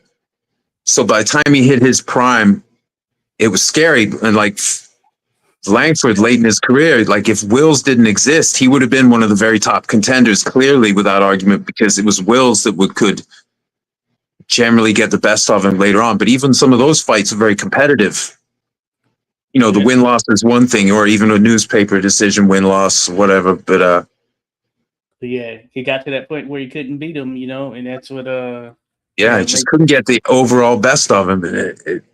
But a lot of the other guys, only a few of them could. It was really quick. It was kind of, but a lot of that was the power and experience. Langford's experience was bizarre. But I think with Rocky, like if we bring him in today, right, doesn't he have to be more than 200 pounds to even get in there with the heavyweights? Rocky Martel, yeah. What's the cruiserweight limit? 200? Yeah, the limit is 200 pounds. So yeah, he would be. Hello, real quick there, random. Shout out to Beagle who dropped in the mix. Shout out to Bruce Gas, Boxing, Jazz, and more who came by earlier as well. And shout out to my man Ranger Danger, the real Ranger Danger. Let's go 86 is live. He says, what you know about Mickey Walker? Mickey Walker, the toy bulldog, a beast out there for sure. There, Ranger Danger. But yeah, Marciano, he would be cruiserweight. And, you know, now the WBC and I think one other sanctioned body are recognizing this Bridger weight, which is from 200 to 225 pounds, but not at that stage where it's taken serious yet. But that being said, in all likelihood, they'd be in that cruiserweight ranking right now, which is and how has been a pretty competitive division for a good long period. Yeah, I wonder, like stylistically, so with Rocky, if you put him in the modern equipment, you know, he's still going to be hit like a truck, but his particular approach, if someone took that approach today, it would be very hard on someone. But isn't there a rule you can't have you dip your head below the belt line? Well, yeah, you're not. Because Rocky used to get real low, you know what I mean? Tyson got away with it a couple times, but like Rocky used to get real low on the reg. Yeah. So maybe that would be an issue for his style. But I think if you take the big guys, the biggest guys, and you take them back and you have him fight Rock before he had any kind of back issues, when he was at his best, crunchiest, and you have him fight him under the conditions in which he became world champion, it's going to be pretty tough. Yeah. Unforgiving. The gloves, pretty unforgiving. Same with Langford. You know, you want to go back to, 1913 and fight Langford in Paris or something. Like you're not gonna. It's gonna be a difficult thing because you're going into someone's version. There's their expertise. It's almost like football players and rugby players or something like that. Yeah. Like it overlaps, but there's some differences, and I think any fantasy matchup, people just imagine you're just going to kidnap them in a time machine and just drop them off ringside. I think that's like a bit disingenuous. Right. It's entertaining because they'd be like, "Yeah, Rocky will come in and this," but like if you actually bring the man over as someone of his temperament and training ethic, and actually make everything available to him, that's difficult. Like it's something like that in chess. Capablanca and Paul Morphy, some of these guys, some people criticize them, some of the all-time greats say, oh, they wouldn't be that high rated. But it's like, yeah, but it's almost like saying Jimi Hendrix wasn't that good because you like guys who you think are better than Jimi Hendrix. Yeah, they got to study their Jimi Hendrix. Right. Jimi Hendrix came up with it. But if you bring Hendrix, his creative genius, and you bring him in today and he gets acclimated, or if he'd lived a long life, he's an absolute all-time great. Same with Stevie Ray Vaughan. Like if they'd lived longer lives, they'd be like changing music. Amy Winehouse, Buddy Holly, Eddie Cochran, a lot of these greats that went out young, man, they would have. Yeah, we're missing a lot of the texture. Boxing's a little bit like that too. There's all these tragedies and unfortunate, for some reason, other fights don't happen. You don't get what you want. I'm still heartbroken about Amy Winehouse, man. I can't even. Yeah, I shouldn't have even brought it up. And it's been some years now, but it's like, no. Yeah. A lot of people ate off her style once she was actually gone. A lot of people got real bold doing their own version, but she was, some people just pioneer a certain thing that becomes so popular. Little Richard is one of the all-time greats. Little Richard's like that. What he did, shit. Right. Yeah. People who learned under Little Richard, Jimi Hendrix, James Brown, other guys like. So he was a powerhouse. You know what I mean? He was a powerhouse. And guys like the Beatles and Stones, they're going on tour opening up for him in Europe because he sees the potential. Like Little Richard is so underrated today, but that's how it is. Time goes by. It's a long time. Yeah, it is. And I try to look at it from the standpoint of when you think about those guys from the past, much like music and anything, you think it's as simple as if you just say you drop yourself back at that time. You don't think that they're serious about their trade as much as you are serious about yours here in 2026 or whatever it may be. I mean, you just think about that. You go back to 1919 with that same seriousness, for instance. You don't think that someone like Jack Dempsey or another fighter, you don't think that they're training with the same mentality and intent to be the best that as you here in 2026? It's as simple as that, so it would be tough to deal with. Yeah, and Dempsey was ferocious fast starter. So that year that he truly made his international fame, they weren't every single one a quick finish, but like he was gonna bring it.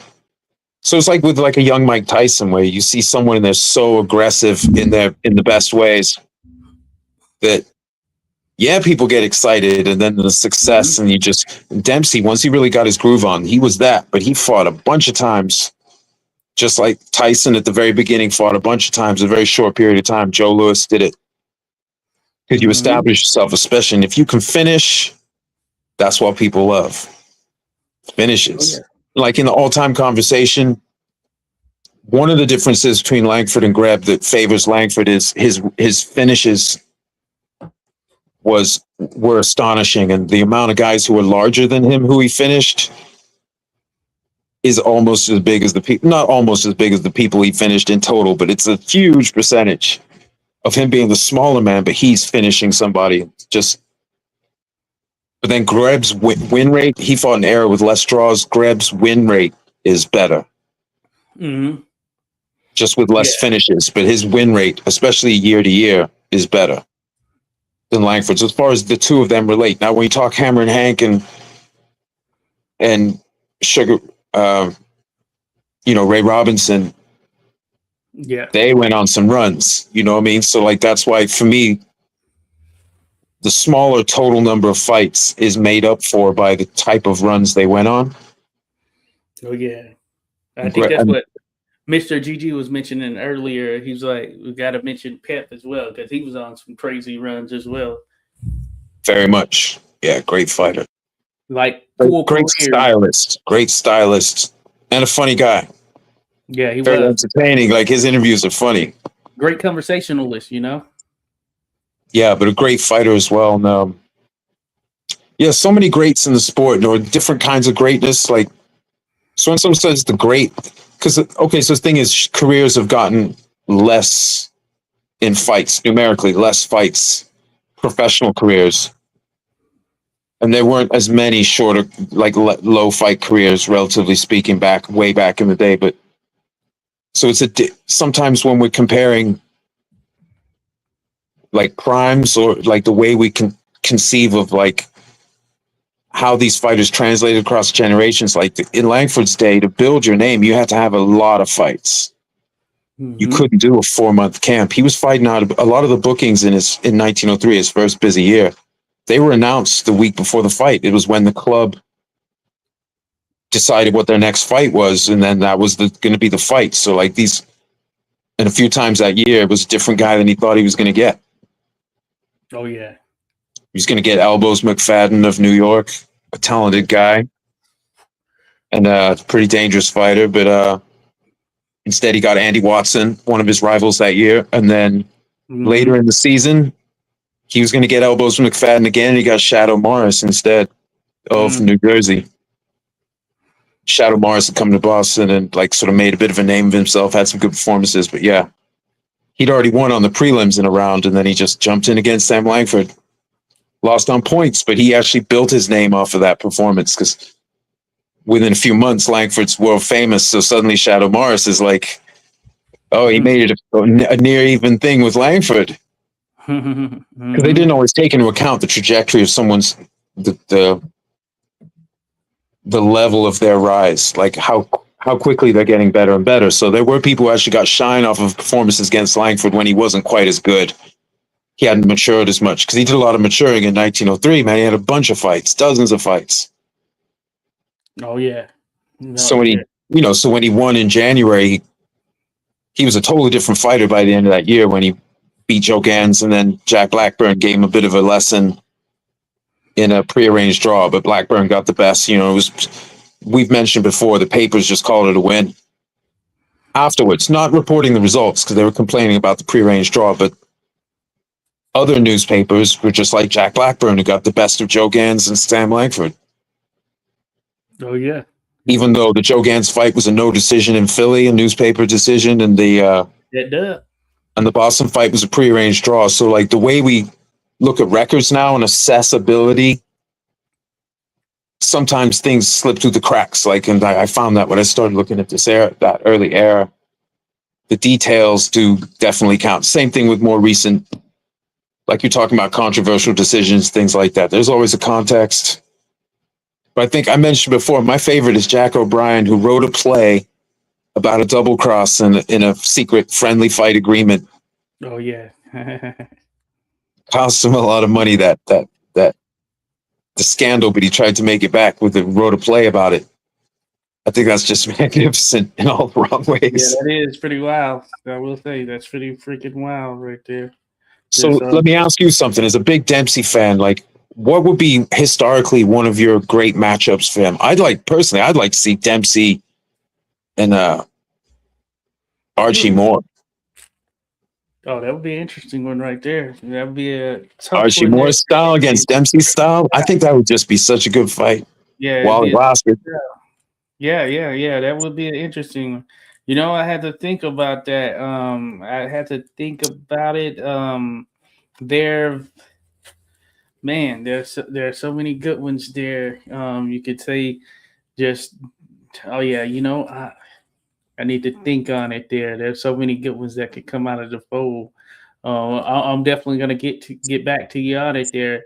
But Saul dropped in there randomly said, "Salute, fam." Josh and Random, who the number one goat for you both? That's a good question right there. You want to take yours first, Josh? Yeah, so I will say that, of course, for me, my heart is with Muhammad Ali. That's what my heart is with. The goat, Muhammad Ali, Ali Abumaye. You know what I'm saying? That's what my heart is with. But I've also, over the years, I've come to the conclusion that I would put um, Sam Langford there between Sam Langford and then Harry Greb. So those two, just based on what I'm thinking about from just what I know of them and their career from a historical standpoint. So I would lean it between those two. If you just laid everything on the table, had everything down on paper or whatever it may be. But my heart is with Muhammad Ali for sure. And if you look around, you can't see it here in my office. I've always said Tyson is my favorite fighter, but realistically, I've got so much Muhammad Ali stuff that I guess that kind of speaks more to him being my favorite fighter, realistically speaking. So I guess maybe that's what I should say here moving forward. But Muhammad Ali, man, I just feel like man, what he was able to do and seeing him visually speaking and all of that stuff. And that's one aspect of it, but of course, but man, my heart is with Muhammad Ali for sure. But yeah, if I get like a caveat, I would also say that yeah, it's between Sam Langford and Harry Greb. Otherwise, Yeah, it's a tough one. The way I kind of have it is I have Langford because of the nature of his career and the amount of times he was fighting, giving up size, and his results relative to that strength of schedule and the fact that he wasn't gradually moving up the weights. Once he fought Jeanette Christmas Day 1905, like, he rematched him in April, and then a couple weeks after that, he fights Jack Johnson. He's still a guy who can make 142. He can make the welterweight limit if he trains down to it. mm-hmm. He's still in that period, and he's fighting guys 20, 30 pounds larger who Crazy. turn out to be Hall of Famers, Hall of Fame heavyweights. And you can say they're smaller heavyweights, but they fought and beat guys who were heavyweights. When you make the gloves smaller and the rules less restrictive, smaller guys can do more damage to larger guys because they can capitalize on the speed differential. Because the shock power, Dempsey was that guy. You want to fight Dempsey in Dempsey's gloves, it's a different fight. Wear one of those old cups, mouthpieces, go back in his day in the conditions that he proved his greatness in. Oh yeah, no, Like some of the great athletes of the past, they competed with different conditions. So and that's in any sport or competitive endeavor, like in basketball, like the rules have changed in the NFL and American football, the rules have changed.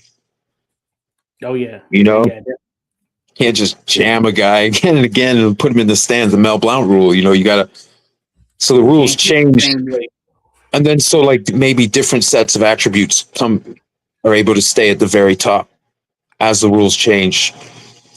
But it is interesting that how much the sport has changed and the rich variety of competition. It's a lot of fun thinking about who the all-time greats are because and it makes you think about what you value, what you consider greatness. Is it just win-loss, or do you want to know the finishes because it takes out the element of judging, or do you want to see like busyness or longevity or all of the above, or disproportionate power?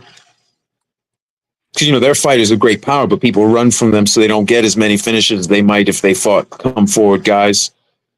Or versatility, guys like I said, Langford fought in multiple versions of boxing rule sets. Yeah, right. As did many guys. So I think, as far as these, but you take a competitor like Ali, Like for me, he's like the top ambassador. So like, who's the greatest in, if you factor everything, including like influence and inspiration and humanity? Because he was fiery when he was younger, but he developed this incredible humanity that just resonated around the world. He's the man in that regard. But as far as like resume and proven like dangerousness compared to how big they were in a boxing match in their own time, I have Langford, top guy. I have Greb right there. And then I have Ray Robinson and Hank Armstrong. Yeah. No, I think that's a good way of putting it too, because I think that does fit it in context. As Saul noted there, I got Langford too. What he did sounds straight from fiction. He was a David who put Goliaths on the stretcher. Yeah, I think that is the astonishing part of it. And I think what it is that for a lot of people, it's hard to fathom guy like Langford, 5'7" guy, being heavyweight great in contextually speaking when they compare him to some of the modern guys. But though if you really look at it, you look at if you're looking at height and measurables, I mean, he's not far off from Mike Tyson from a height perspective, but by that same token, the distance between him and, of course, Tyson Fury is insane, as it would be for many of them. Even the distance between Tyson and Fury, who he's named after, Tyson Fury, that is pretty wide there as well. But yeah, for what Sam Langford was able to do with his contemporaries, some of the greatest heavyweights and beyond, really, of that time is just insane. You know, it's hard to fathom. And, you know, by that same token, I'd say that there are certainly so many guys I want to see on film. And Harry Greb, for sure, one of those. And we do have the newsreel footage and all that stuff. I would say two of the most I want to see on film are certainly Harry Greb, but also Barbados Joe Walcott. And I think that's a similar thing to what it is with Langford, in the sense of Walcott being 5'1", and just to think of how effective he would be when you're thinking from a modern lens. I think some people maybe detract from that, or they just can't see it. But realistically, if you were able to put yourself in his shoes and you were back there and see his makeup and just his overall ability, I think, you know, would change your tune right there. And I think that's some of what is the same thing behind the likes of a Sam Langford, you know? Yeah, and also like these different eras, like Walcott, there was more wrestling allowed. You know what I mean? They weren't so fast to necessarily break things. Yeah. Certain fighters, Walcott was one who capitalized on that because he had a wrestling base. Young Peter Jackson, the main training partner of Joe Gantz, he would like get inside and punish you onto the body. Man, he stops good fighters with body shots. Wasn't exciting, but he knew how to get that work in. You know, these fighters, they thrived in their own time, but it's also the kind of competitor they were. Doesn't mean they would be robots and not adapt if they saw the way people were fighting, but they're still the guys they were. That a lot of them are intelligent physically. They could, you know, so they wouldn't necessarily do the old timey stuff if they could just, I mean, how much training camp do they get if you bring them forward? You give them a 10-week camp. Mm-hmm. You know how many videos you can watch in 10 weeks, how much you can learn if you're already a brilliant physical performer and hard as nails. Right. So that's something to consider too. And same in the reverse, man. Okay, we send Lennox Lewis back. He's going to go fight Sam McVeigh in 1909, Paris, finish fight. You know, just endless rounds until someone can't continue. But like give Lennox a 10-week camp in those days. In those, you know, that's different than just kidnapping the man in the time machine and being like, here you go, endless rounds, Lennox. Good luck, brother. Yeah, and even though he's a big boy, like McVeigh wasn't a small fella himself. Right.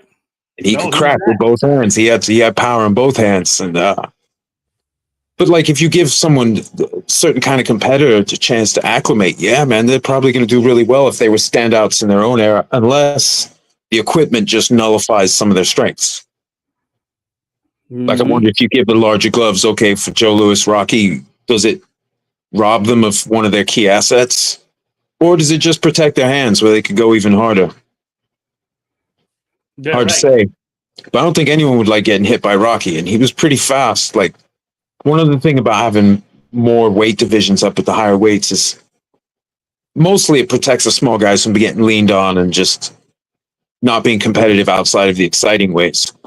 But it also does a little bit protect the big guys from the clever, smaller guys who can just school them on speed. Get in, bing, bang, win on points because the guy's too big to just nail him down. So back in the day, you could do that. You could have those fights. You could have Langford and Big Bill Tate. There's a cartoon in the newspaper that looks made up. There's actually a photograph of the real thing, and it's just as cartoonishly bizarre how the size difference. I can't remember how big Big Bill Tate was. He 6'6"? 6'6". Yep, you're right. Yeah, so Langford's 5'7.5", you know? Crazy. But it's funny, you see the cartoon, you'd be like, that's made up. And then there's an actual photo of him in a club. You know, it looks like in a sparring or a promo situation. And I have to see how tall Kid Norfolk is, but there's actually footage out there of Kid Norfolk fighting Big Bill Tate. Let me see how tall Kid Norfolk is. Yeah, that's another great fighter, Kid Norfolk, who could, you know, these guys were hard as nails, and to get fights, they often had to give up size if they were too good.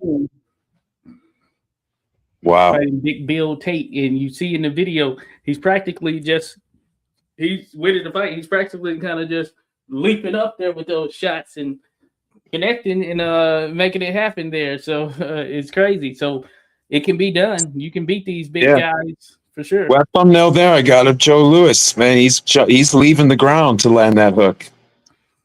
Oh yeah. You know, he's like, all right, I deliver. You know, we come to you. Like it can be done. Like if Mickey Walker was great, and Dempsey coming up with those big shots. Just Dempsey had a bigger frame. Mickey Walker wasn't as large naturally a person. He was muscular, but he wasn't as large frame-wise as Dempsey. So it was a little bit different. Just like Joe Walcott wasn't as big as Langford, but what Langford eventually did, he was able to do more because he was just big enough that it made a big difference compared to where Walcott maxed out around 148 or 150 if he didn't have to train down. Oh, yeah. He cemented his greatness at 142. Yeah. So much so, like most of the top welterweights just didn't want to fight him, so the newspapers would kind of joke during his reign. He was almost champion by default. They just didn't want to fight him, you know? And it's tough. Joe Walcott was scary, man. Man, yeah. He could fight heavyweights. He could fight guys who were 195 or even Sandy Ferguson, who was probably 220, 215, 220 at that time, maybe a little larger. Mm-hmm. Sandy carried some fat, though. He wasn't like a ripped 230. Mm-hmm.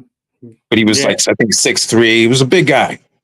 But Joe Walcott fought him, you know, it was like it went the distance. And it's a cartoonishly abnormal size disparity. But it's interesting, like, under certain rules, especially with the smaller gloves, people went for it.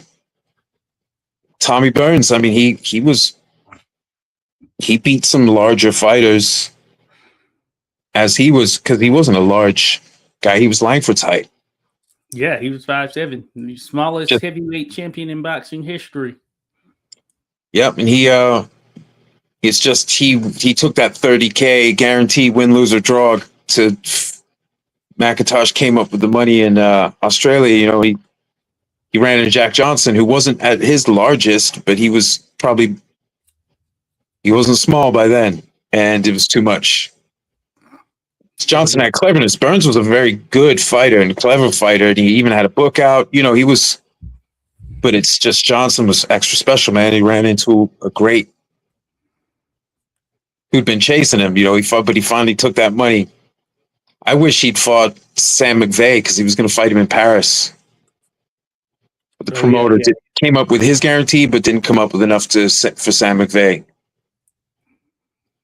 But that could have been so shout out to Tommy Burns, not drawing the stupid color line, even though he did say racially insensitive things in the press. At times, not all the time, but I Yeah. did see a thing or two regarding Jack Johnson and how much he should get paid for the right to fight a white man and all that stuff. Like. But he did have the fight. He didn't draw the line, so credit to him because so many of these other dudes did draw lines. Yeah, that's true. And at And the end of the day, so Joe Louis clocked the deny shit out of the color line and went on a rampage.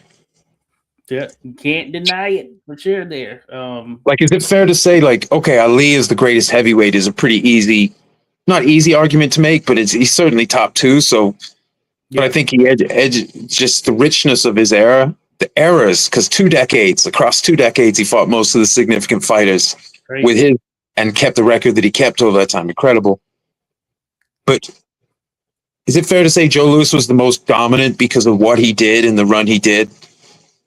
Which was obviously there was the wartime thing, but like he went on a pretty ferocious run. As far as a dominant heavyweight champion, I feel like he set the standard. Yeah, all things considered, yeah, I would say that. Yeah, he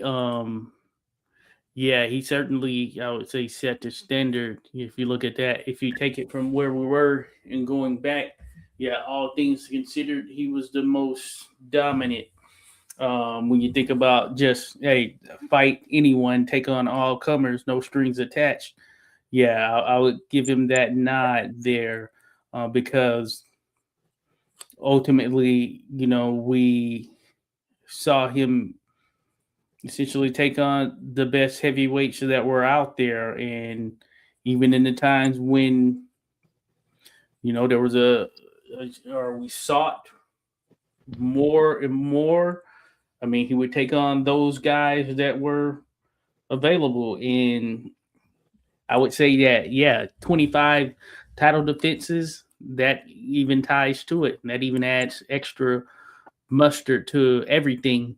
So, yeah. Mostly knockouts. Yeah. That's And the thing, too. Mostly knockouts. So it's like not too many judges getting involved, which has always excited fans and made it easier to rate someone highly. Yeah, big, terrible Terry McGovern, Tyson, Lewis. Yeah. It's easy because there's a finality about it. Oh, no, Solid said something about McFadden was a very good fighter. Yes, he was a very good fighter. And when he refused to fight Langford, doesn't necessarily mean he was scared. Because the first time, let me think, it was at the Essex Club, and the second time might have been the Central Club. I forget. But it was Langford's managers ran the club. But there might not have been, these fighters would fight for a split, usually 60-40, winner loser. And then a draw would be 50-50. And the house, there might not have been enough people there that he felt like the risk was worth it to go on and fight one of these young, hot prospects. And Langford wasn't tiny, he was already pretty, robust as a lightweight. And so that might have been why he didn't fight him. They did fight the next year and he got schooled because Langford kept growing. So by the time they fought in 2004, McFadden got destroyed. It wasn't competitive, but McFadden was a very good fighter. Yeah. Especially at his best. Yeah, and his defense was on point from all indication. They say he used his elbows, and you see depictions and such. I can kind of just see him in there. I imagine it'd be cool to see on video.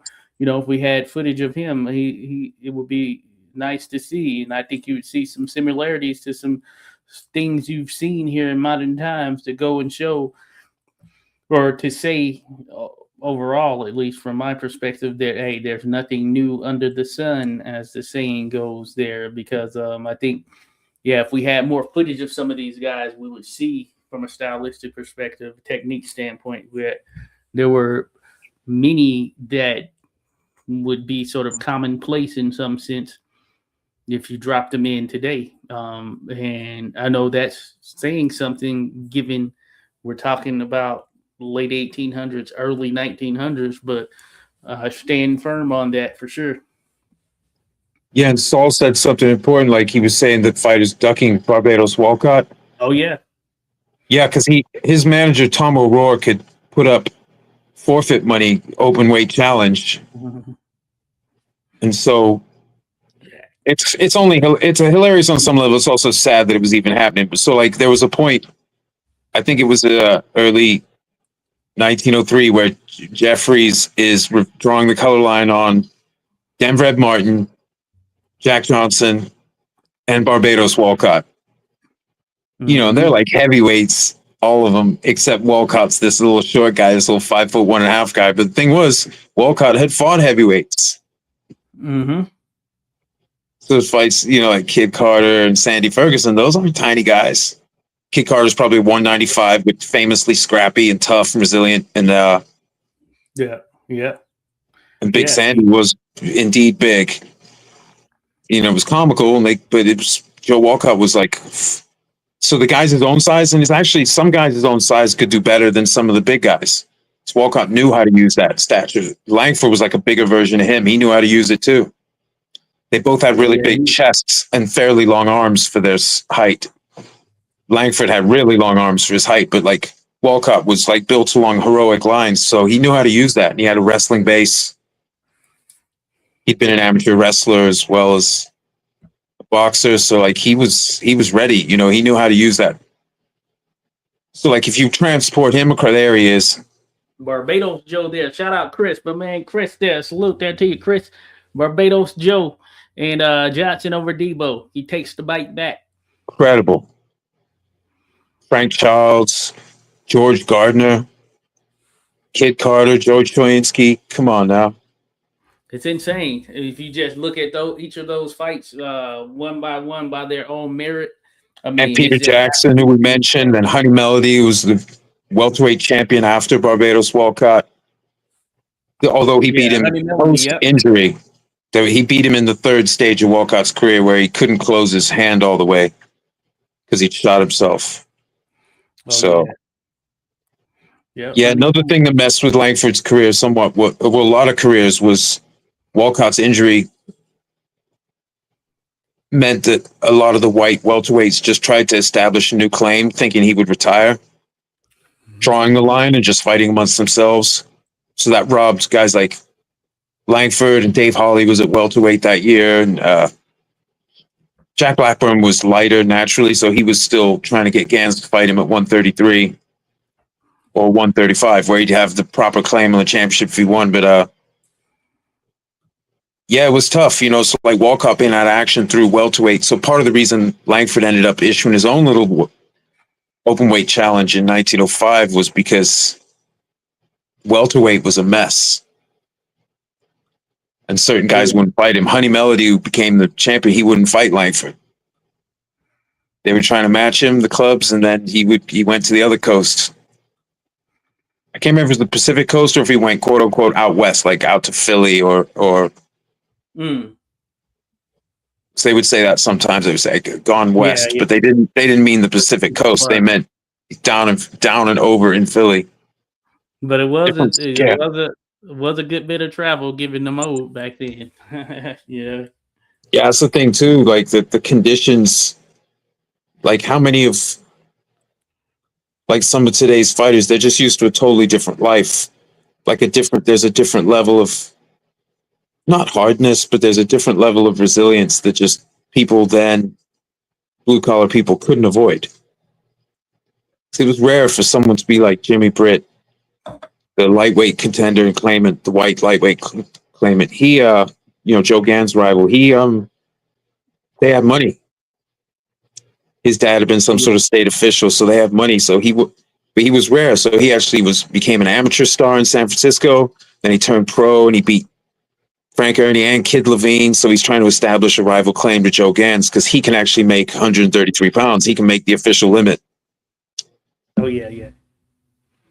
Because technically, when Joe Gans beat Frank Ernie to take the lightweight title, he was like, I think it was a half pound over the official 133. And some people wouldn't even, some of the purists were mad about that.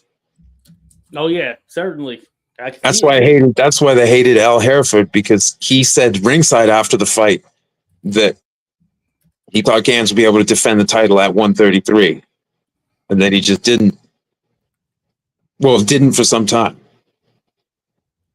Like he defended, but not at the thing. They would have the agreement, the weight agreement. So I think that was part of Al Hereford's unpopularity because when Gans got rid of him, he started getting a lot more praise. So by the time he was fighting the latter years of his, he was being hailed as the greatest lightweight of all time, easily and far and away. But like earlier in his reign, it was difficult. He caught a lot of flack.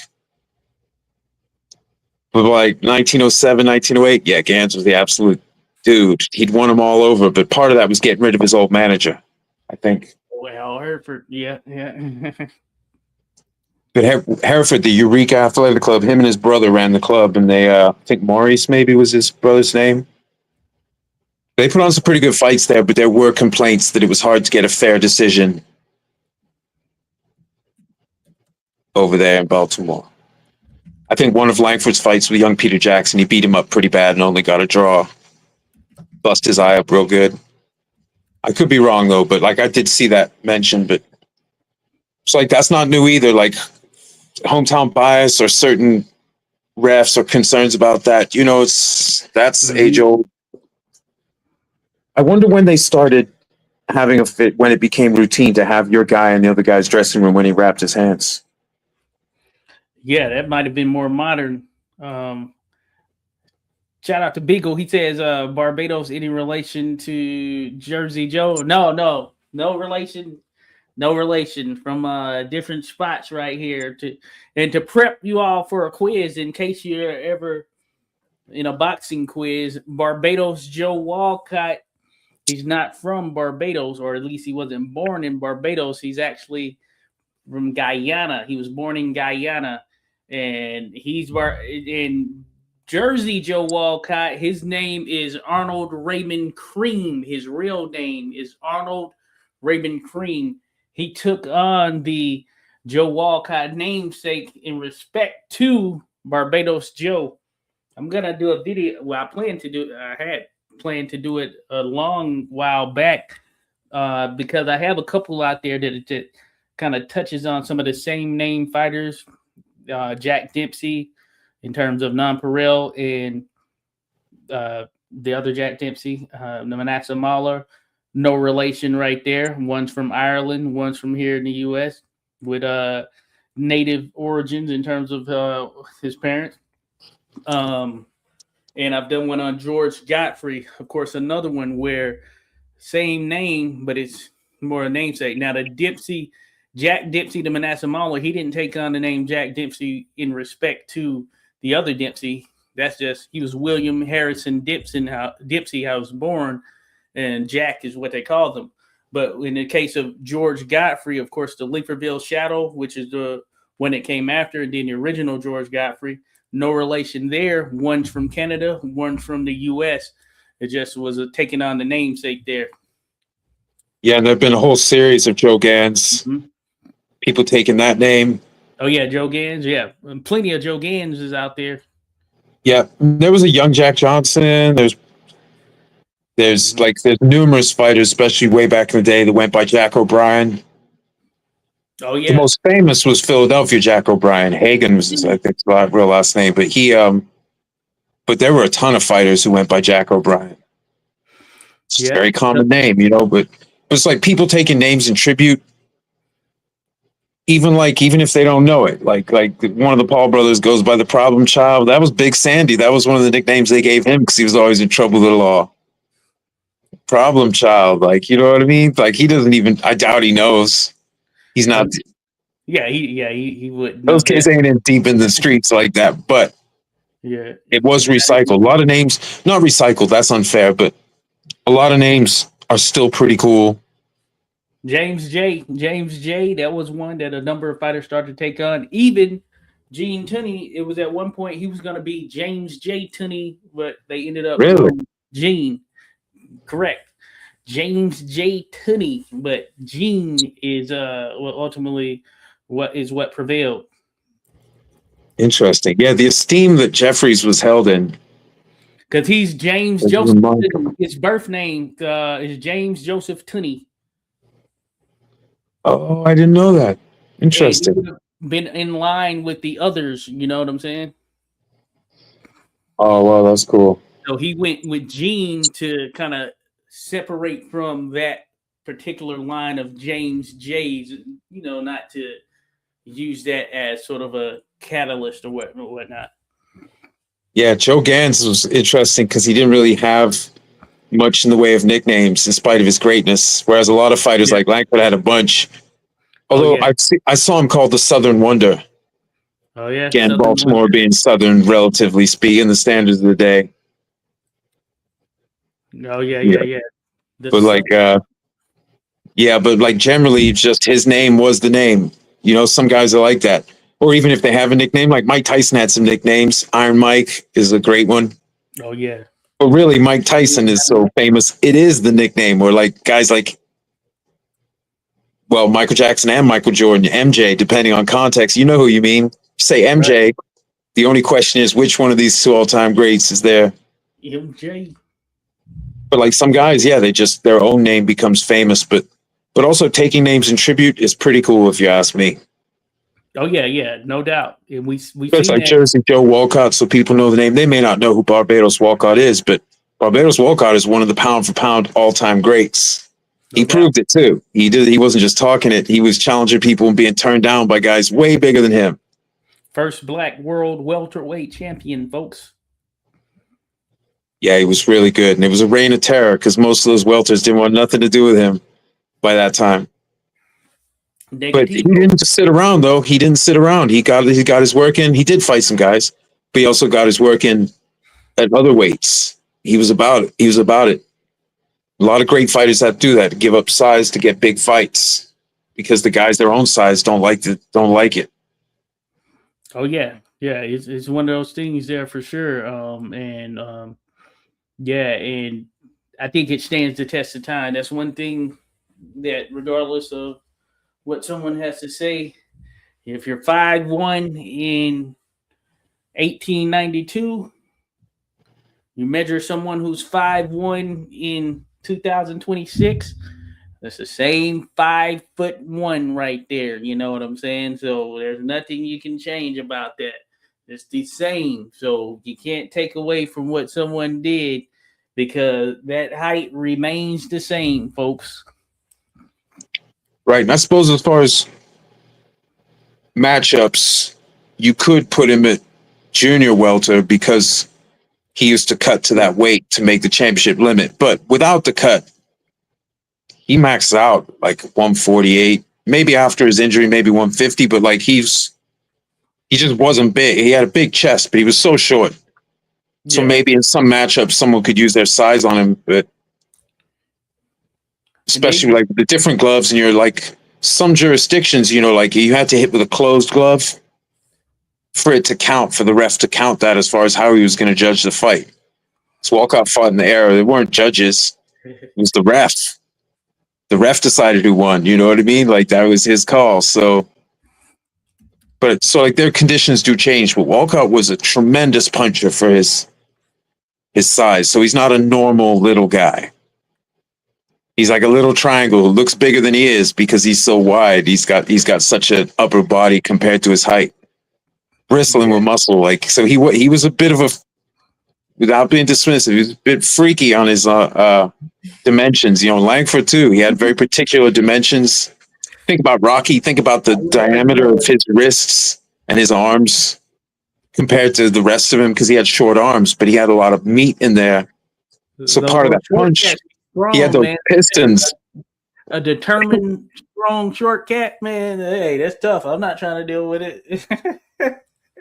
Yeah, and it's because I think ultimately, like, size can overcome style, but like styles really do make fights. With numerous instances of fighters whose overall career isn't as good, getting the best of someone who can beat better fighters. It's just how they line up that night. So Walcott was like that too. When you fight a lot of different sizes and fighters you may not know much about before the fight, different rules, it could be tough. But it's more than just the record because he had the fight with Levine where he had to stop him or he didn't win. Right? Wasn't that kid Levine he fought? If he didn't finish him, he lost the fight. And he had to give half of his purse. He said it. Yes, that's messed up. And he said that the others, I forget the dang interview. It was some crazy, freaking stupid stipulation that he, yeah, it was like, yeah, that the draw situation was something else. But either way, he was going to be losing half of his purse regardless of it, which is insane thinking about it. Yeah, a lot of these guys to try and get the fights, you know, could be tough, you know, like but you could also build your name off these great achievements. So Oh yeah, better be on your card, yeah. Yo, so Josh City, this has been fantastic. I need to probably crash out because I got to be in the office pretty early tomorrow. I know, yeah, yeah. It's hey, and This has been cool though, man. It was cool. Junior showing was awesome. I know that, but It's I good. always appreciate you, taking the time, showing some love, coming through there, random. This isn't it. We're gonna get some stuff, get some other things jumping off, folks. You're gonna be seeing more of us without a doubt. You will be seeing more because the gravy train doesn't stop here.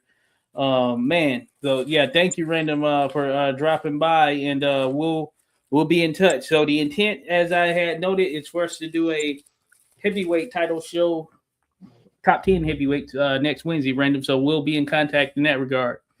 That's what's up. I'm down for that.